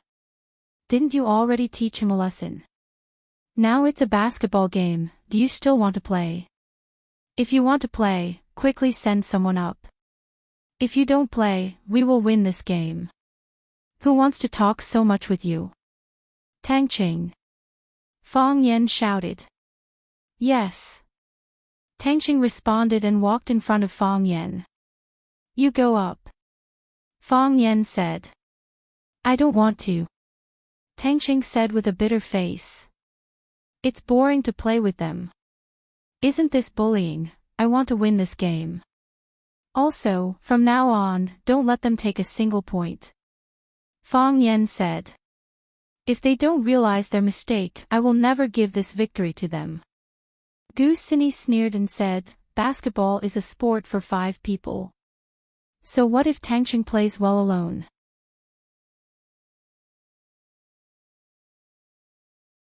Chapter 247.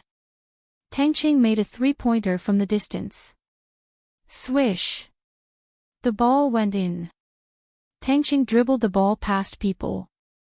He passed 1, 2, 3, 4, 5, whoosh. The ball went in. Tangqing jumped up and dunked. 2 people jumped up from the left and right sides to intercept. Li Hu roared, don't even think about it. He jumped up from the front and used his strong body to hit Tangqing. Clang! The ball went into the basket fiercely. Li Hu's body was knocked to the ground.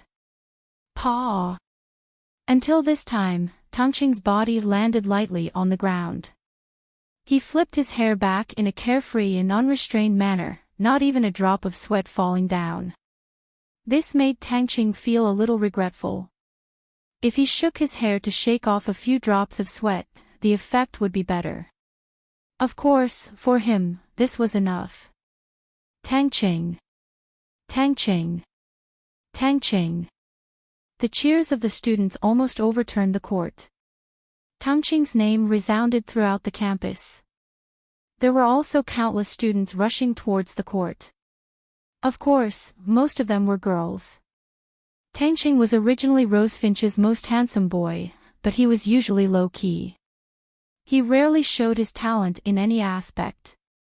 Today, under the pressure of Fang Yan, he ran to play basketball. Then, the girl's blood and passion were instantly ignited. Handsome facial features, strong body, extreme speed when running, elegance when dribbling the ball, dominance when doing a slam dunk. God, how could there be such a handsome boy? They fainted. The girls felt that they had difficulty breathing and lost all their strength.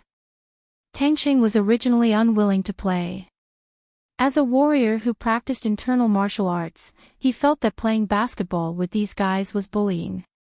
This was also the reason why he was absent from this game. Before, Fang Yan did not think of letting Tangqing play because Tangqing would lose his competitive spirit when he played. He could win the whole game by himself. The existence of other teammates was meaningless. At that time, this competition would become his own game, and it would be quite boring for the others to play. However, after Huang Haoren got injured, Fang Yan decided to teach those who didn't know how to respect others a lesson. If they don't reflect on their actions, they don't deserve the glory of victory. Sure enough, after Tangqing left the stage, the situation became one-sided. Li Hu fell to the concrete floor under the blue net. The basketball fell from the blue net and landed heavily on his body.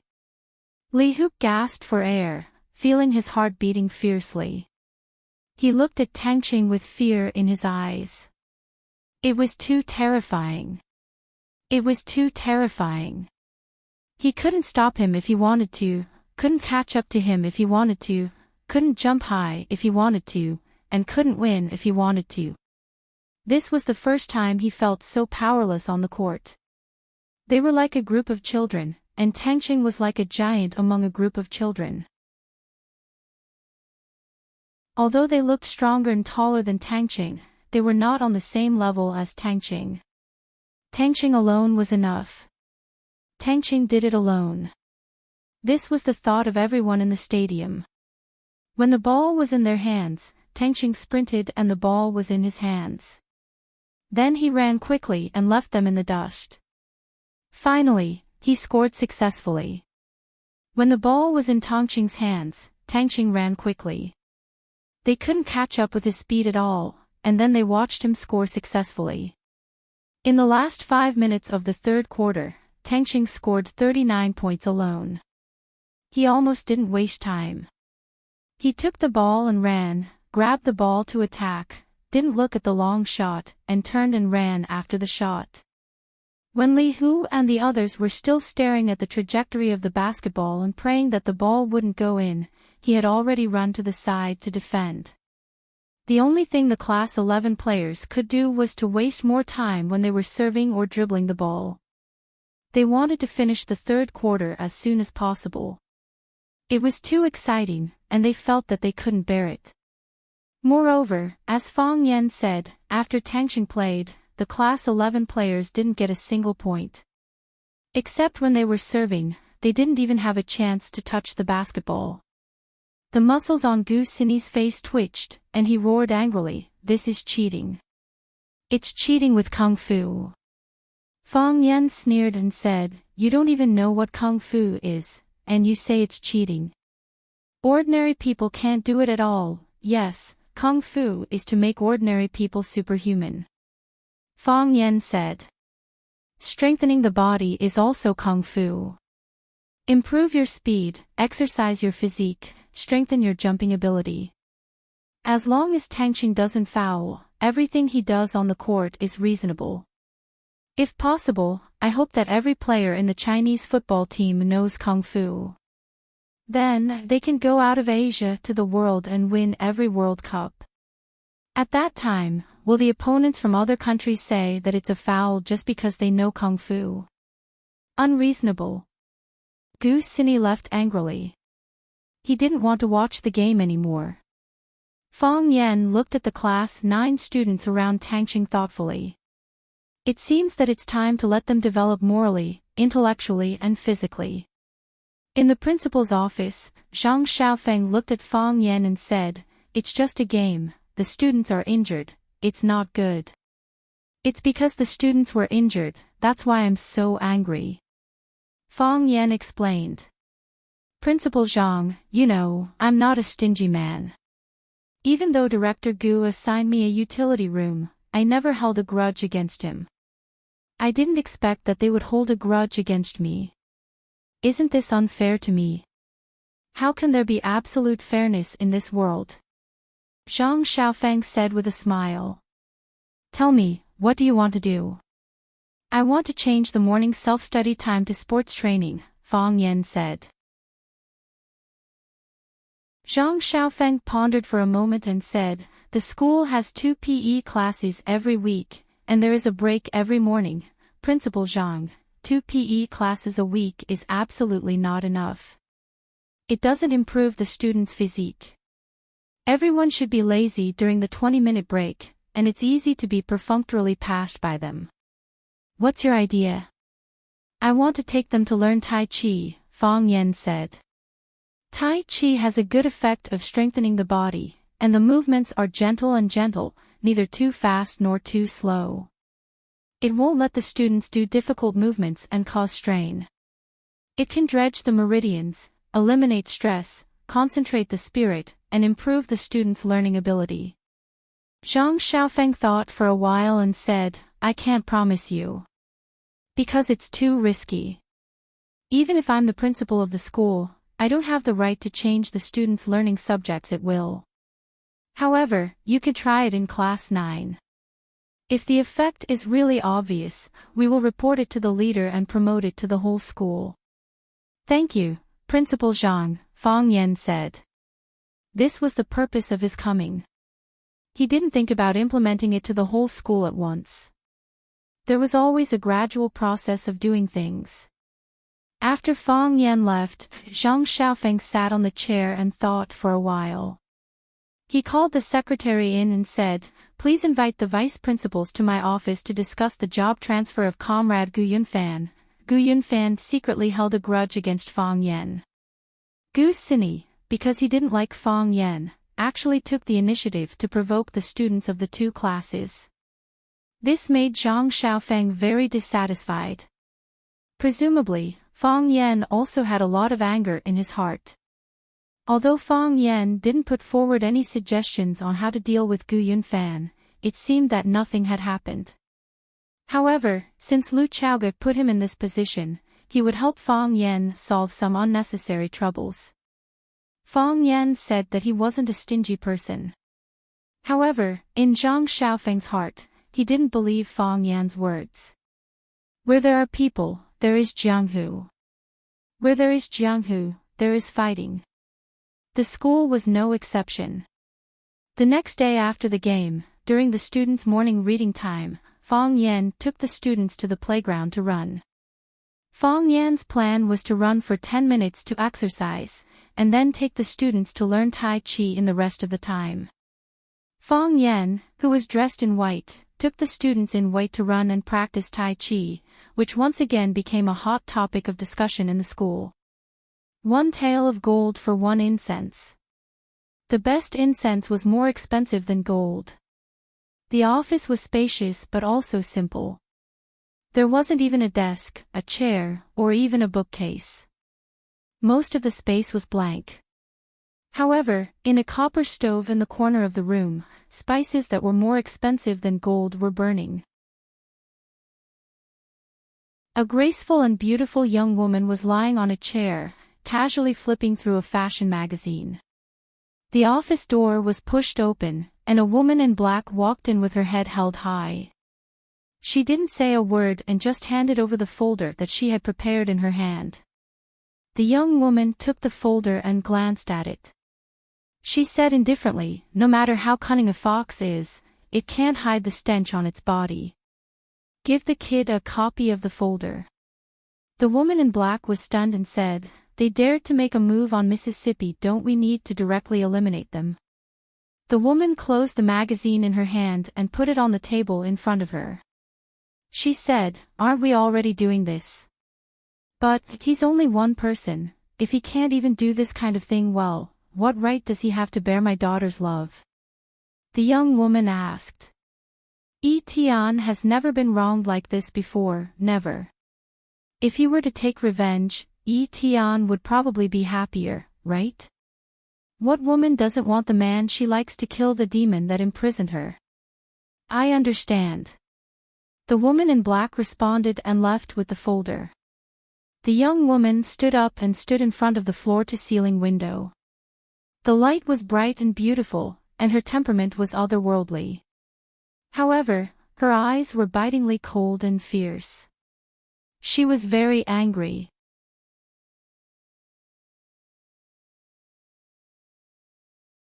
Chapter 248. Are you saying that you and Chaoge aren't in that kind of relationship? Grandma looked disappointed. She had only taken 2 bites of the porridge in her bowl, and she had already lost her appetite. Putting down her bowl and chopsticks, she looked at Fong Yan eagerly, waiting for him to explain. No. Fong Yan shook his head. He was having a good time himself. He used to be afraid that his grandpa would pull him into the study to test him on strange knowledge and talk about principles that he would never understand. After Fong Yan became a teacher himself, he no longer had to worry about that. Grandpa would still test him on some obscure knowledge and talk about principles that would never go out of style. However, he no longer had any feelings of rejection or fear. If he could answer the questions, he would answer them properly. If he couldn't, he would humbly ask Grandpa for advice. He no longer hated the principles that he had disdained before, and he could even chew on some of them. Fong Yan reflected on the question carefully and tried to find the answer. The answer he came up with surprised even himself. He had grown up. In the past, when he faced his grandfather, he avoided it with the mentality of a child of the younger generation. Every kid was afraid of their elders. Now that he was facing his grandfather, he was interacting and treating him as an equal adult. "How can I not be?" said his grandma. "Chaoge is such a good girl, and I like the 2 of you from the bottom of my heart. Do you not like her, or does she not like you? If she doesn't like you, you can try harder. A good girl is afraid of a clingy man. That's how your grandpa got me." Lu Wang, who was eating his porridge, choked. After coughing violently a few times, he said to his wife in dissatisfaction, "Let's talk about the children. Why are you bringing up our old stuff?" Grandma was very angry that Grandpa had called the old story of how he had pursued her in the past. She took away all the dishes on the table and said, "I'm just giving an example. Why are you so sensitive about it? The things in the past were all old seeds and grains. But today, the old seeds and grains were not going to serve you. I'll be taking these appetizers away, you can let the new sesame seeds and new grain serve you. You old woman. Although Lu Gong had a stubborn temper, he was extremely tolerant and considerate to his wife. He didn't smile at outsiders, but he accompanied his wife to go grocery shopping every day. Now that his wife was angry, he also realized that he had said something wrong and said, "Why should we get involved in the affairs of young people?" Lu Gong was very cunning. He changed the topic to Fang Yen and Lu Chaoge.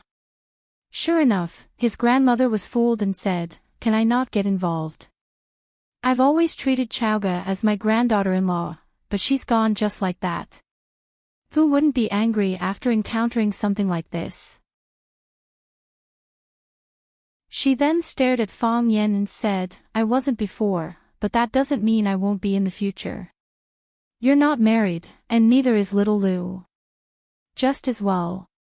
If you don't like her, I'll have to talk to you. You don't even like Chaoge. What kind of person are you looking for?"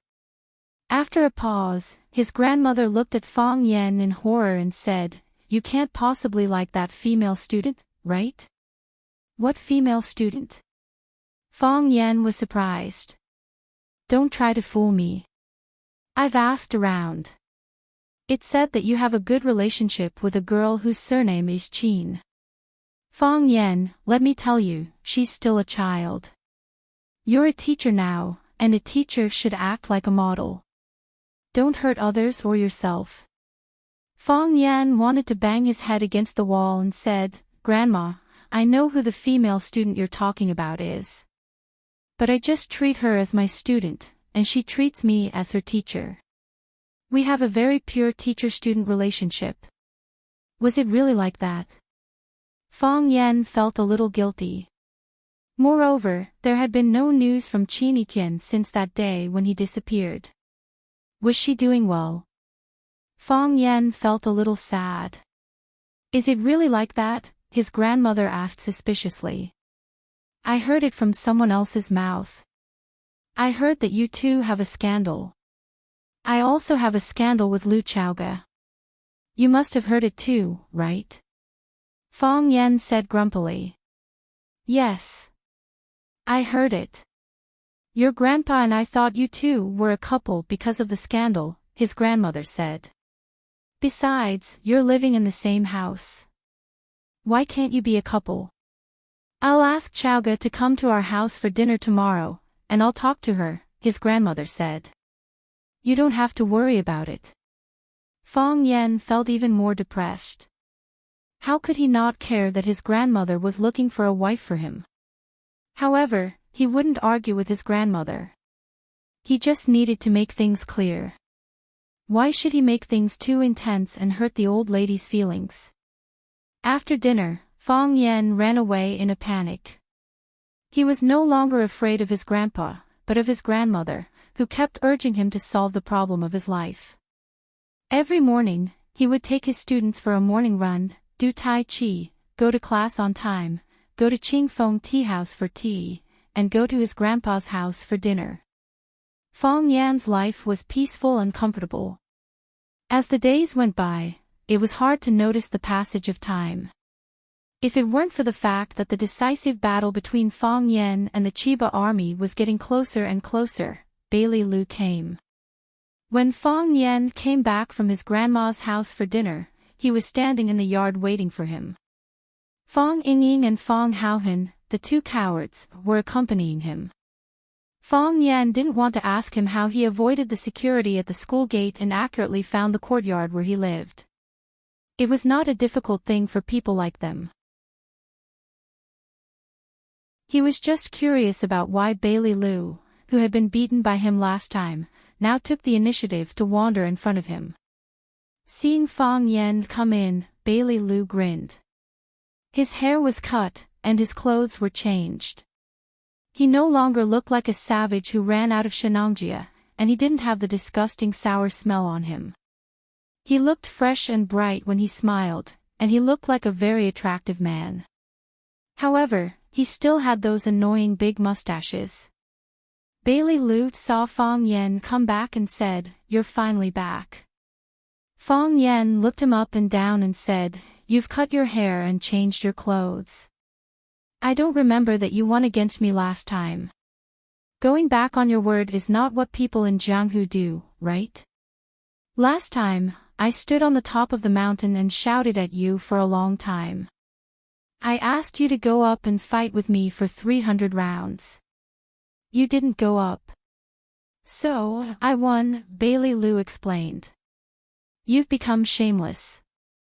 Fong Yen sighed softly in his heart. How could a disciple of a famous martial arts school become such a rascal? "I learned it from you," Bailey Lu said with a proud face. "After learning it, I found that being a rascal is much more relaxing and pleasant than being a good man who keeps his word. I've decided to take this kind of rascal route in the future." Fong Yen was too lazy to talk to this guy who followed him and ate his dust. He asked, "Say it. What are you doing here?" "I'm here to challenge you," Bailey Lu said. Fong Yan's eyes turned cold and he said, "Are you serious? I'm standing in front of you. How can I not be serious?" Before Bailey Lu's voice died away, he had already rushed towards Fong Yen. Since he wanted to be a rascal, he would be a rascal to the end. Attacking first without greeting was the style of a rascal.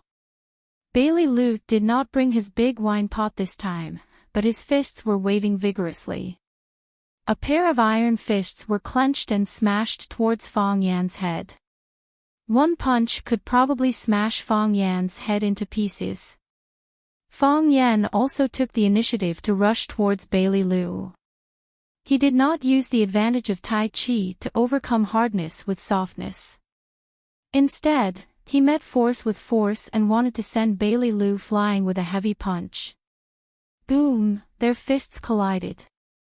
Bailey Lu's feet did not move, but the shoes under his feet rolled up the bluestone bricks on the ground. The bricks flew in the air, as if there was something on the ground that pushed them up with great force. Clang! Bailey Lu's back knocked down several pots of flowers and plants. Fong Yan's body trembled as he watched. This guy had to beat him up. Otherwise, he would not be able to explain to Lu Chaoga, the woman who was crazy about flowers.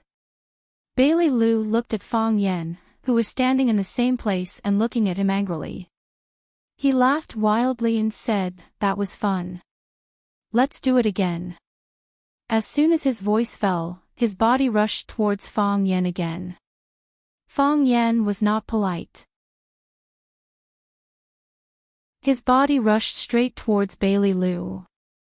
Bailey Lu's fist hit Fong Yan's chest, and Fong Yan's hook hit Bailey Lu's stomach. Although Bailey Lu had the title of a divine fist, his strength was not as good as Fong Yan's.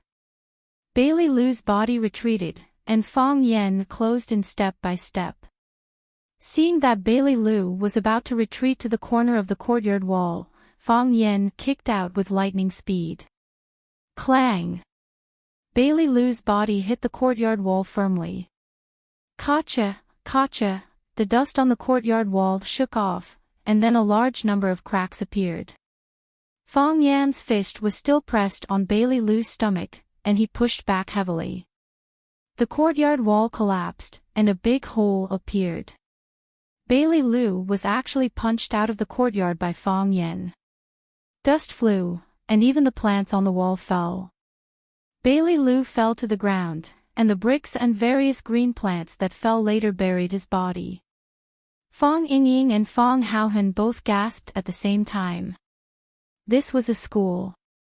Was it really okay for them to fight like this? Fong Yan did not stop. He lifted the well cover in the courtyard with both hands and threw it at the stone mountain where Bailey Lu was lying. Boom! The well cover was too heavy, and it crushed a lot of bricks and plants. If it was an ordinary person, his bones would have been crushed. This big well cover was on the top, which was equivalent to burying Bailey Lu alive.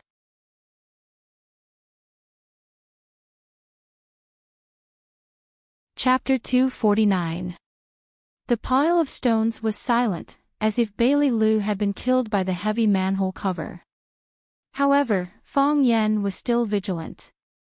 Even Fong Yingying and Fong Haohan did not believe that Bailey Lu had been killed by Junior Martial Uncle just like that. They stood behind Fong Yan and looked at the movement under the pile of stones from a distance. Boom! It was earth-shattering. The patio cover on the top suddenly bounced up and flew high into the sky with the whistling sound of the wind. The bricks that covered Bailey Lu's body also flew up, entangling and hitting each other. A huge body stood up straight from the ground. With a kick of his feet, he jumped high into the air. Bailey Lu did not let them down. He jumped very high and grabbed the patio cover that was about to fall from the highest point. He held the patio cover with both hands and moved his feet in the air. He rushed towards Fong Yan, who was standing in the yard. He flew over the courtyard wall and held the patio cover with both hands. He rode on the clouds and rode on the mist with great momentum. The patio cover was his weapon of attack. He was going to use the cover to kill Fong Yan directly. Whoosh! The wind was howling, and the broken branches on the ground were blown up. Fallen leaves fluttered in the air like countless butterflies dancing around Fong Yan. Fong Yan stood where he was and prepared to take this attack head-on. Fong Yan, go to hell! Bailey Lu roared. He took advantage of the situation from above. He swung the patio cover and smashed it hard towards Fong Yan's head. Fong Yan punched upwards with both of his fists, and both of his fists landed on the manhole cover. Clang! Fong Yan's body became shorter for no reason. The stone slabs under his feet could not withstand the strong gravity and were crushed into powder by him. Not only that, under the constant pressure of Bailey Lu in the sky, Fong Yan's body continued to drill into the soil. Now, he was up to his knees. Fong Yan's two heavy punches landed on the patio cover, and two large holes appeared on the cover. His hands were pierced through the holes as if he had made a natural chain for himself. Bailey Lu was suspended in the air, and his whole body was pressed against the patio cover. He wanted to punch Fong Yan's whole body into the soil. Exerting all his strength, he found it impossible to do so. Therefore, he swung his fist and smashed it against the patio cover. Fong Yan was a nail, and his fist was a nail.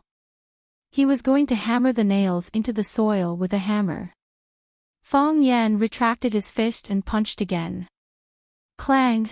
Both of them swung their fists at the patio at the same time. The patio cover instantly shattered into tiny stones, and the place where they punched was also smashed into stone powder. Fong Yan's body sank again, but Bailey Lu's body was punched into the sky. Fong Yan threw the half-stone cover in his hand toward Bailey Lu in the sky. Then, he exerted his strength and his whole body bounced up from the deep pit. He tiptoed and flew toward Bailey Lu, who was about to land. Clang! Fong Yan kicked Bailey Lu away. Bang! Bailey Lu punched Fong Yan's stomach, and Fong Yan's body flew into the air. Crack! Fong Yan lifted Bailey Lu's body and smashed him against a sweet-scented osmanthus tree in the courtyard. The osmanthus tree broke, and Bailey Lu's body fell to the ground with most of the branches. Bailey Lu's face was swollen, and his eyes were like panda eyes. There was a big cut on his forehead, and blood dyed his cheeks and neck red. Fong Yan was also in a sorry state. His clothes were torn and tattered. He looked like a freshly baked Brother Sharp when he went out.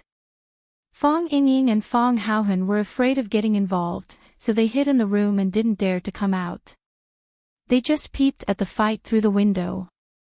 Fong Yan and Bailey Lu fell to the ground, panting.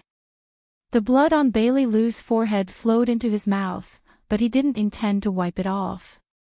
He said, "I know you were injured some time ago, and I know you're angry. I know you need to vent your anger to face the challenge of the Qinya army. Fong Yingying and Fong Haohan can't do it. They're not strong enough. I'll come over and fight with you. I'll let you beat me up. Do you feel better now? You've vented your anger, haven't you? We're on the same side, and it's just a matter of not changing clothes for a few months and not getting a haircut for half a year. Even the Japanese dared to bully us. We can't be careless about this. Beat them until even their mothers can't recognize them. There's nothing I can do to help you. I'll give you some confidence. Bailey Lou got up from the ground and said, I usually think you're annoying, but this time, I hope you win. Bailey Lou walked away. Bailey Lou was covered in wounds. It was hard to tell where his nose and eyes were, but he held his head high and chest out, as if he were the proudest man in the world.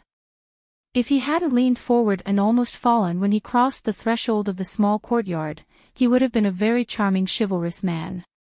Fong Yan lay on the ground and didn't get up. He looked at the stars in the sky with a happy smile on his face. His body was also covered in wounds, but at this moment, he was extremely calm. Fong Yingying called home to ask for help, but it was Yi Ro who came, which proved that his family was still very angry at him for running away. Yi Ro was seriously injured in the fight with the Chiba barracks. Fong Yan knew how powerful Yi Ro was. He had never won in so many years of competition, which could prove a lot of things. Even Yi Ro couldn't beat him. How high was the kendo cultivation of the Chiba barracks? Could he really beat him? Zhang Yuan was attacked by the arsenal. Qi Nitian's life was unknown, and he was shot and bleeding. They didn't give him any information about Qi Nitian, but they sent him a document. They wanted to kill all the people in the document by himself. Fong Yan was very tired. He was also very scared. He was afraid of losing and death. He was also afraid that he would be laughed at because he couldn't beat the Chiba barracks if he lost and died. He was such a proud man.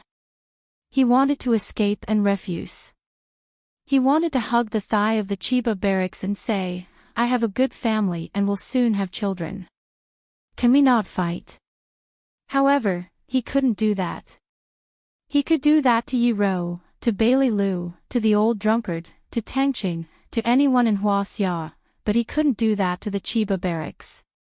As Bailey Lou said, if they fought among themselves, it was just a matter of not changing clothes for a few months and not getting a haircut for half a year.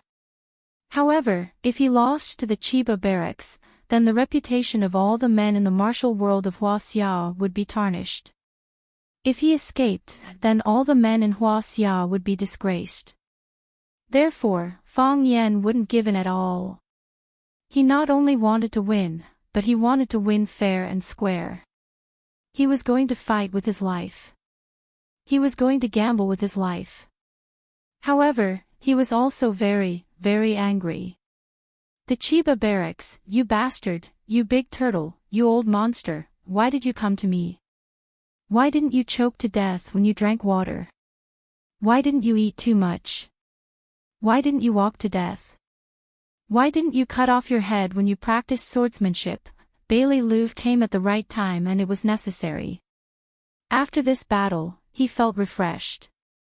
Now he didn't care about his family's attitude or Qinitian's physical condition. No matter what, he had to complete the task given by the Qin family. There was only one thought in his mind, to defeat the Chiba barracks. Fong Yingying and Fong Haohan finally came out. When they saw the big hole in the courtyard wall, both of them showed expressions of lingering fear. This made Fong Yan very regretful. Why did he give them the words heroes as their names? It was such a good word, but it had been ruined by these two cowards. Junior Marshal Uncle was lying on the ground, and they didn't dare to stand. Fong Yingying was lying on the left side of Fong Yan, and Fong Haohan was lying on the right side of Fong Yan.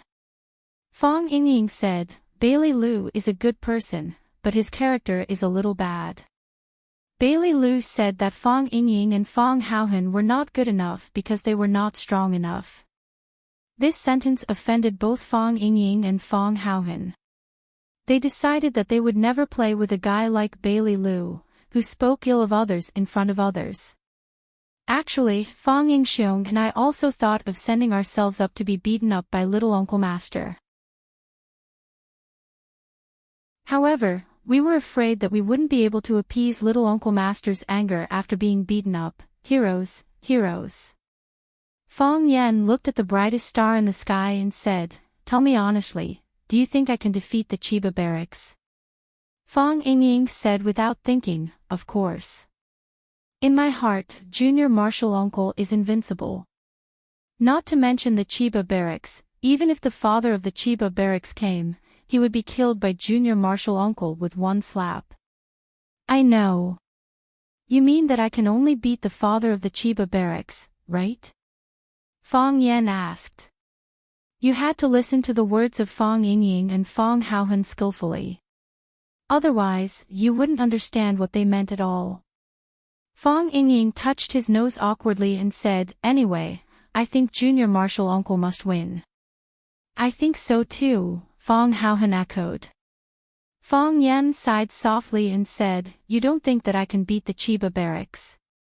Otherwise, why would you go and use that kind of trick on him? I am your Junior Martial Uncle, so you have to stand on my side and cheer me up." Yi Ro thinks that I can't beat the Chiba barracks, so she came. Bailey Liu also thinks that I can't beat the Chiba barracks, so he came. My parents, Grandpa, and the old drunkard all think that I can't beat the Chiba barracks. So they didn't say anything. Everyone thinks that I can't beat the Chiba barracks, but no one stopped me from fighting him. They don't want me to die, but they can only watch me die. To be honest, I'm not angry at all. If the Chiba barracks challenged Yi Ro wouldn't have backed down. If he challenged Bailey Liu wouldn't have backed down. As long as he challenges the warriors of Huaxia, no one will back down. Martial arts are in the East, and the martial soul is in Huaxia. This is not stupidity, but pride from the depths of our bones. Yes, we are so proud. Even if they were to die in battle, they would not show any signs of retreat or fear towards them. These things should only be shown on them. Fang Yingying, Fang Haohan, if I die, don't be sad for me, Fang Yan said softly, his face shining. Because I will die with pride. Fang Yingying's eyes were wet, and he said in a choked voice, I know, I won't be sad, I will be proud of Junior Martial Uncle. Fang Haohan's face was full of tears, and his hands tightly grasped the grass on the ground, turning the fresh grass into grass pulp with a fragrant smell, and said, Junior Martial Uncle, you are my and hero's idol, in the past, in the future, and always. Fang Yan nodded with satisfaction and said, that's it. Practice hard and help me take care of my parents. Don't think about challenging the Chiba barracks to avenge me. If you have the chance, kill his son, Chiba barracks.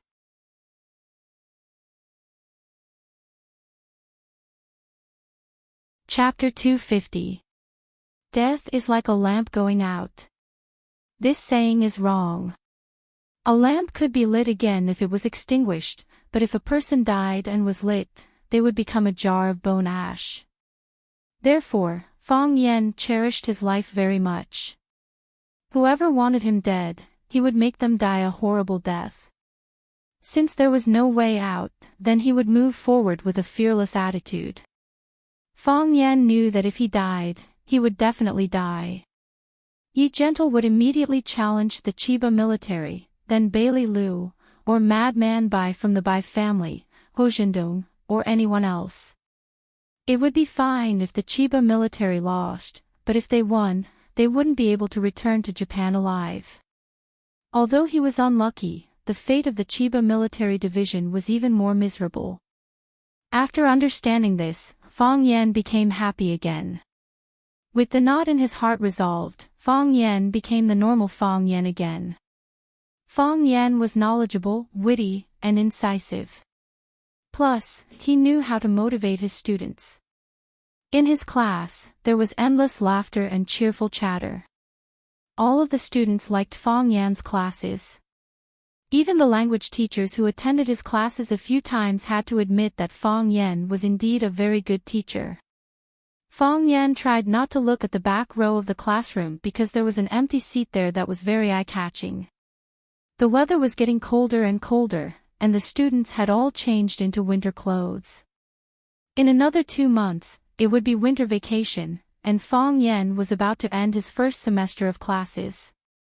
When the bell rang, the students went out to exercise. After taking a sip of tea, Fang Yan walked to the back of the classroom and sat down beside Chiba Kori.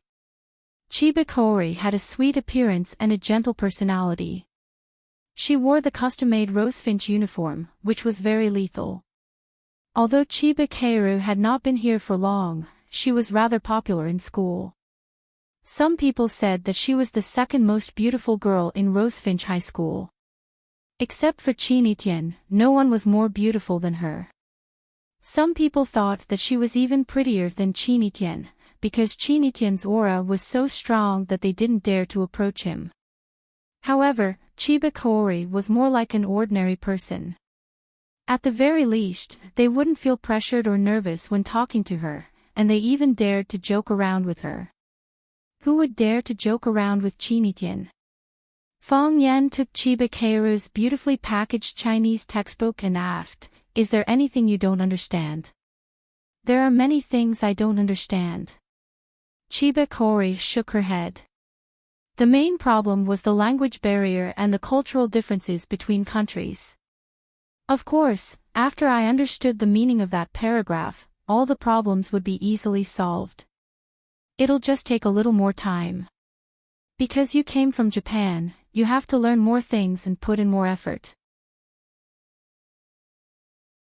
Fang Yan said in a calm and gentle voice, like a teacher discussing learning problems with his students.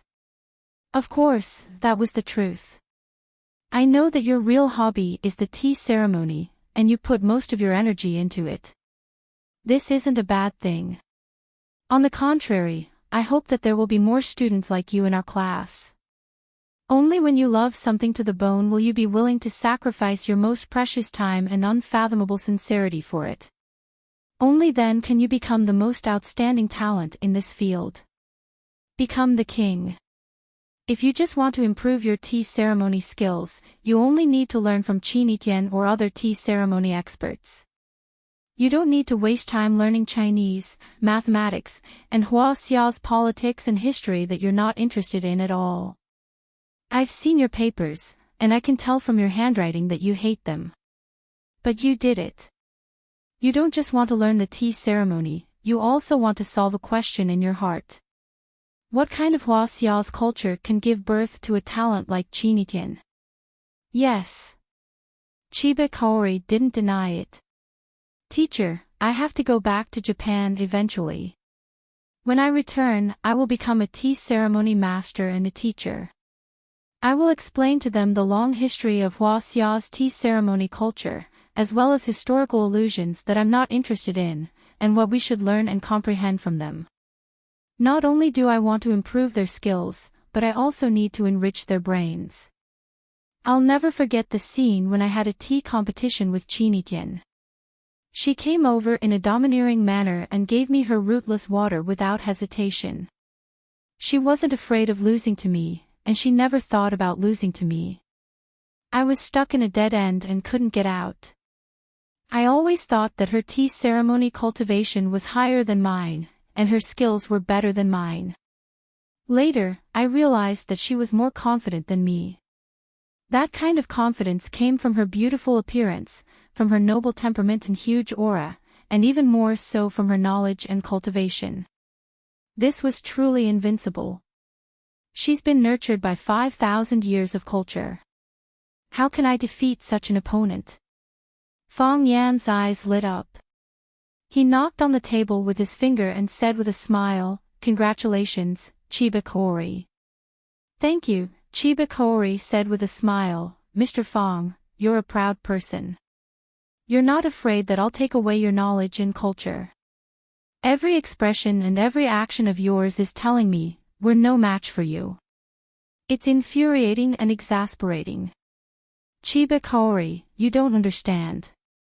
We have 5,000 years of cultural accumulation. We have fertile land that extends as far as the eye can see. We have 1.3 billion people with great talents.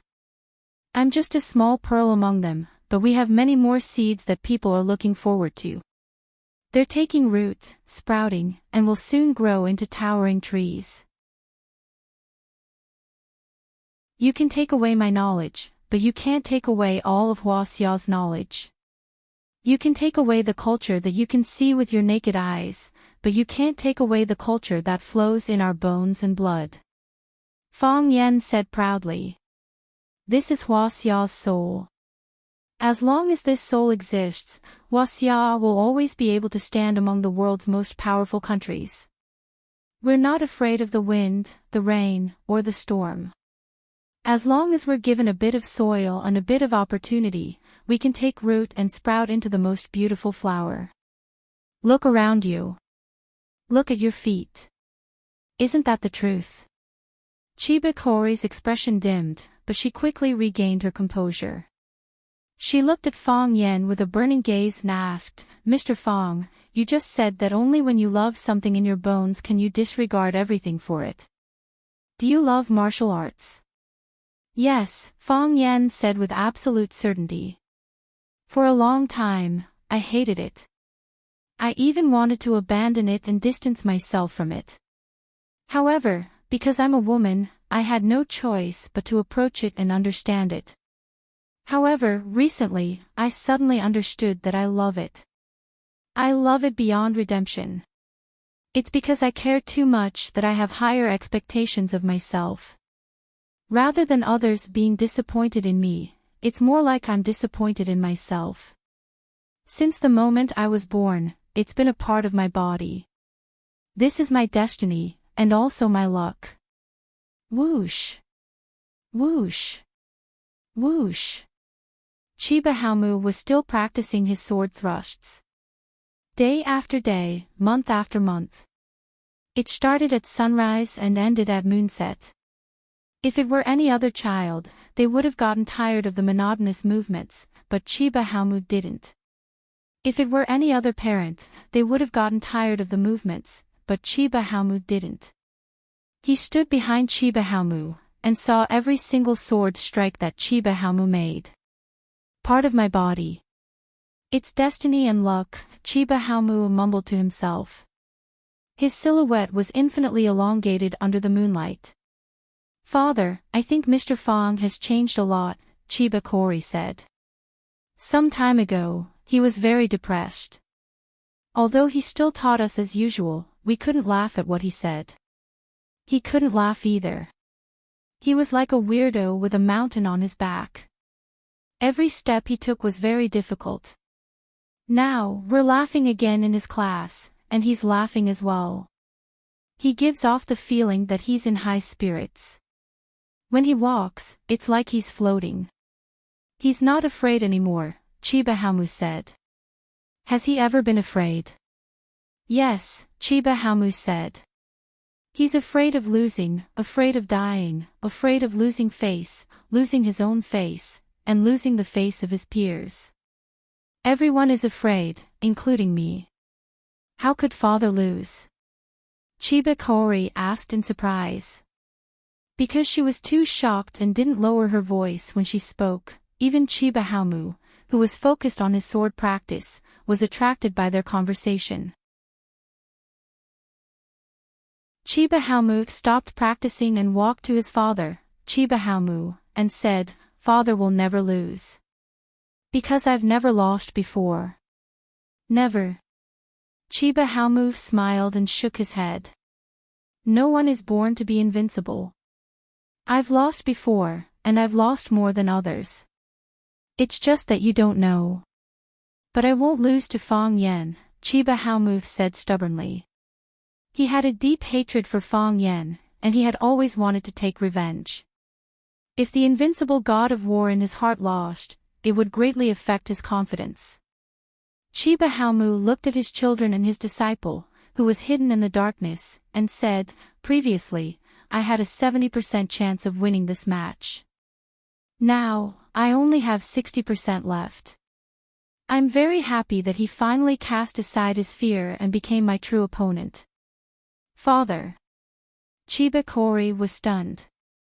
Did he ask me to bring these words to you on purpose? Did he do this to affect your state of mind? Yes. Chiba Hamu nodded. He asked you to say to me, "Come, I'm ready." Chiba Hamu turned and walked into the house.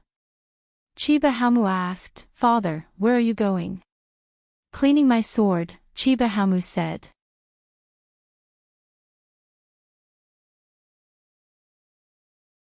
Chapter 251. Without a 100% victory, if Fang Yan wasn't on guard, Fang Yingying could knock him down and make him kneel. Confidence, martial arts, physical condition, environmental impact, desire for victory, and even changes in the weather could all affect the outcome of a match. Since ancient times, there had been many examples of big shots being played to death by small shots. Fang Yan knew that Chiba Keiru would bring his words to the Chiba army, and he also knew that the Chiba army would pay more attention to him and this battle. Fang Yan wouldn't mind doing something like throwing a stone into his ethereal state of mind 100 or 200 times. Chaoyan technology had been officially established, and Lu Chaoga was recruiting people everywhere, ready to put the new company on the right track as soon as possible.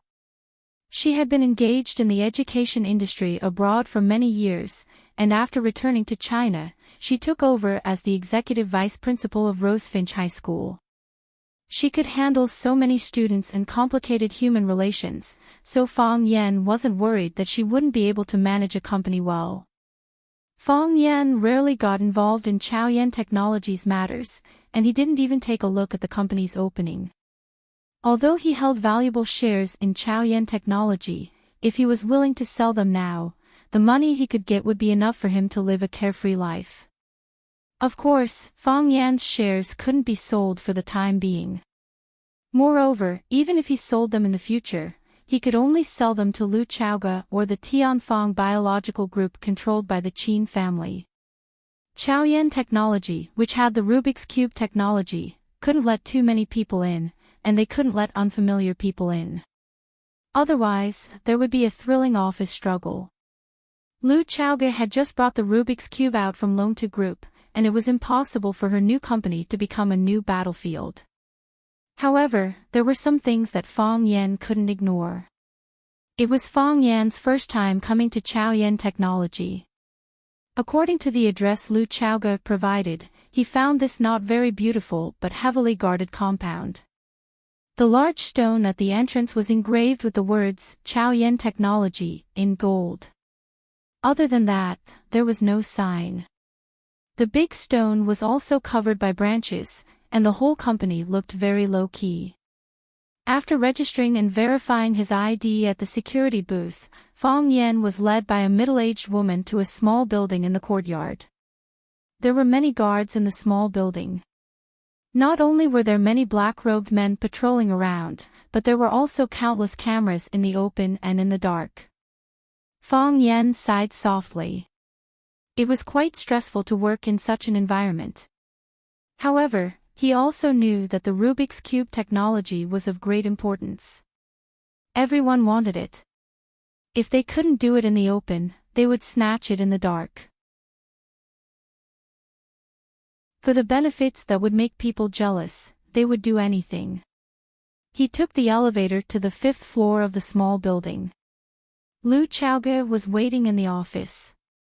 The middle-aged woman left quietly, closing the door behind her. Lu Chaoga looked at Fang Yan and said, "Follow me." She turned a globe on the desk, and the bookcase behind the desk immediately opened to both sides. An iron door appeared in front of Fang Yan. Lu Chaoga opened the iron door and went in first. Fang Yan also stood in. There was a row of Arabic numerals on the wall, but Lu Chaoga pressed the letter P at the top. So, the bookcase closed automatically, the iron door closed in the middle, and the elevator began to slowly descend. Seeing Fang Yan's puzzled eyes, Lu Chaoge explained, those Arabic numerals are all traps. Whether you press 1 or 9, they will automatically alarm. Only P can reach the research room. What is this place? Fang Yan asked.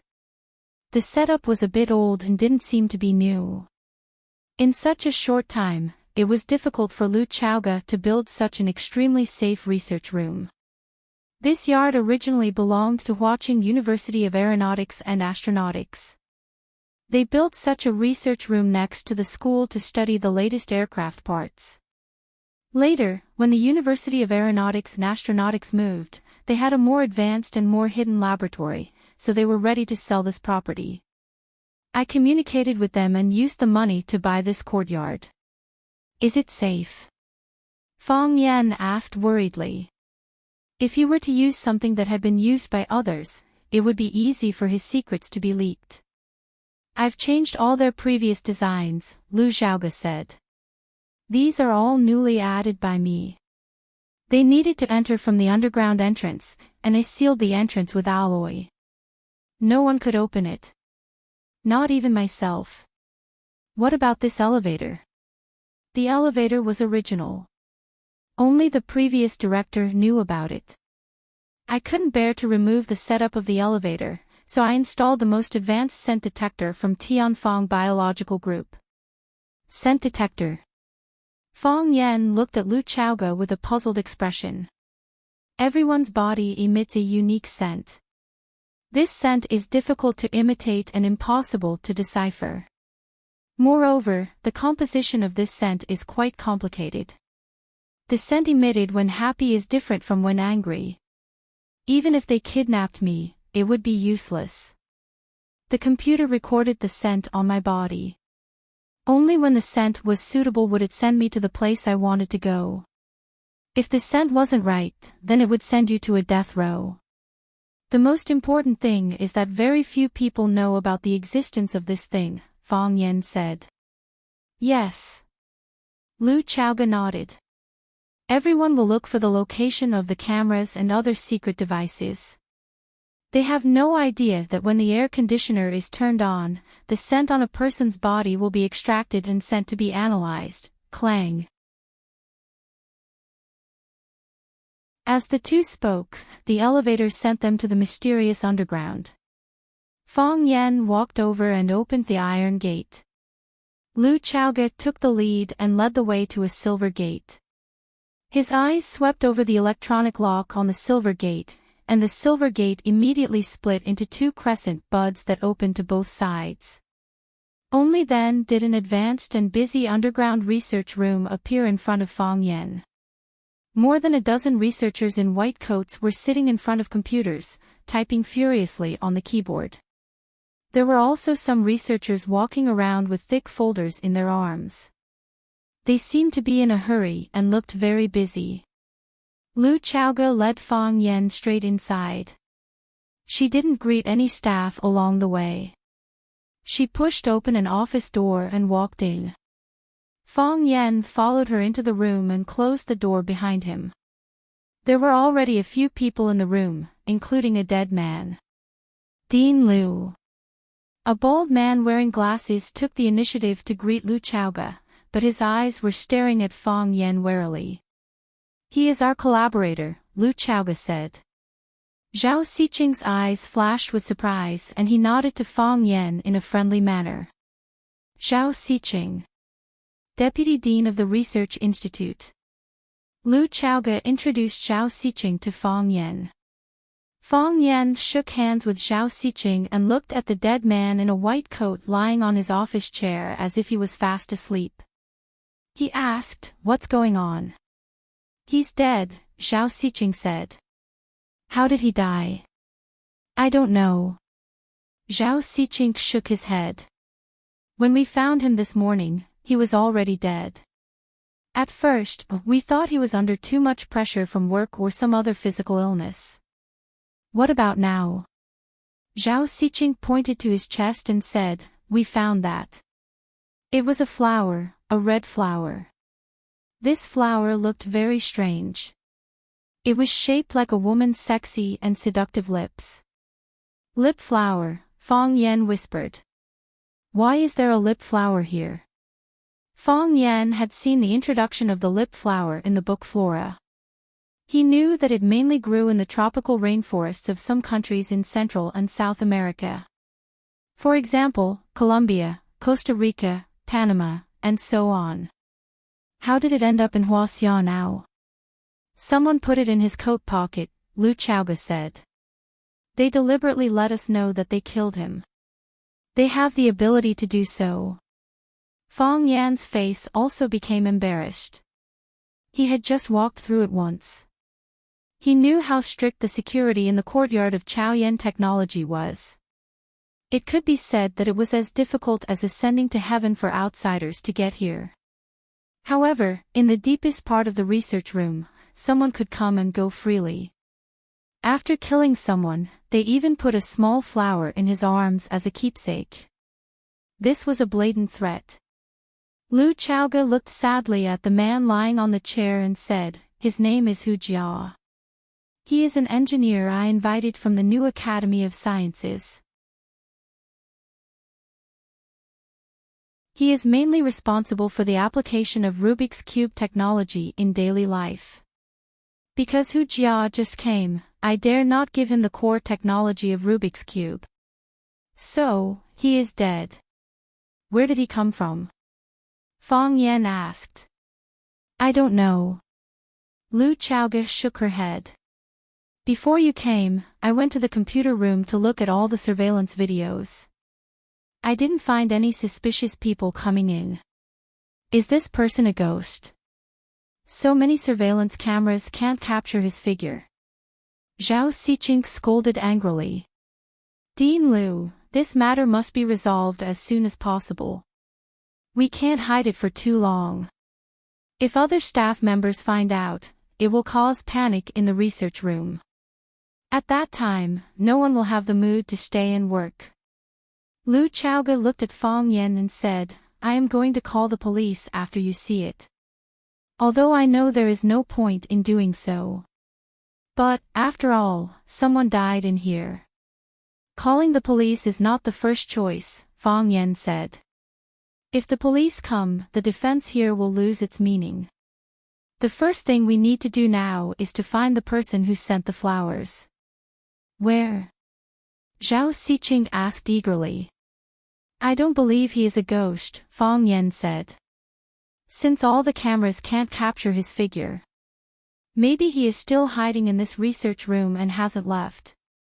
Everyone in the room sucked in a breath of cold air. The killer was still among them. He could cut off their heads at any time. You're tuning into the LoveLore Library YouTube channel. We're so grateful for your support, and don't forget to subscribe to join us on this incredible journey through captivating stories. Your generosity through donations truly makes a world of difference, as it's the primary source of revenue that allows me to expand and enhance this channel for you. Thank you from the bottom of my heart for being a part of this adventure.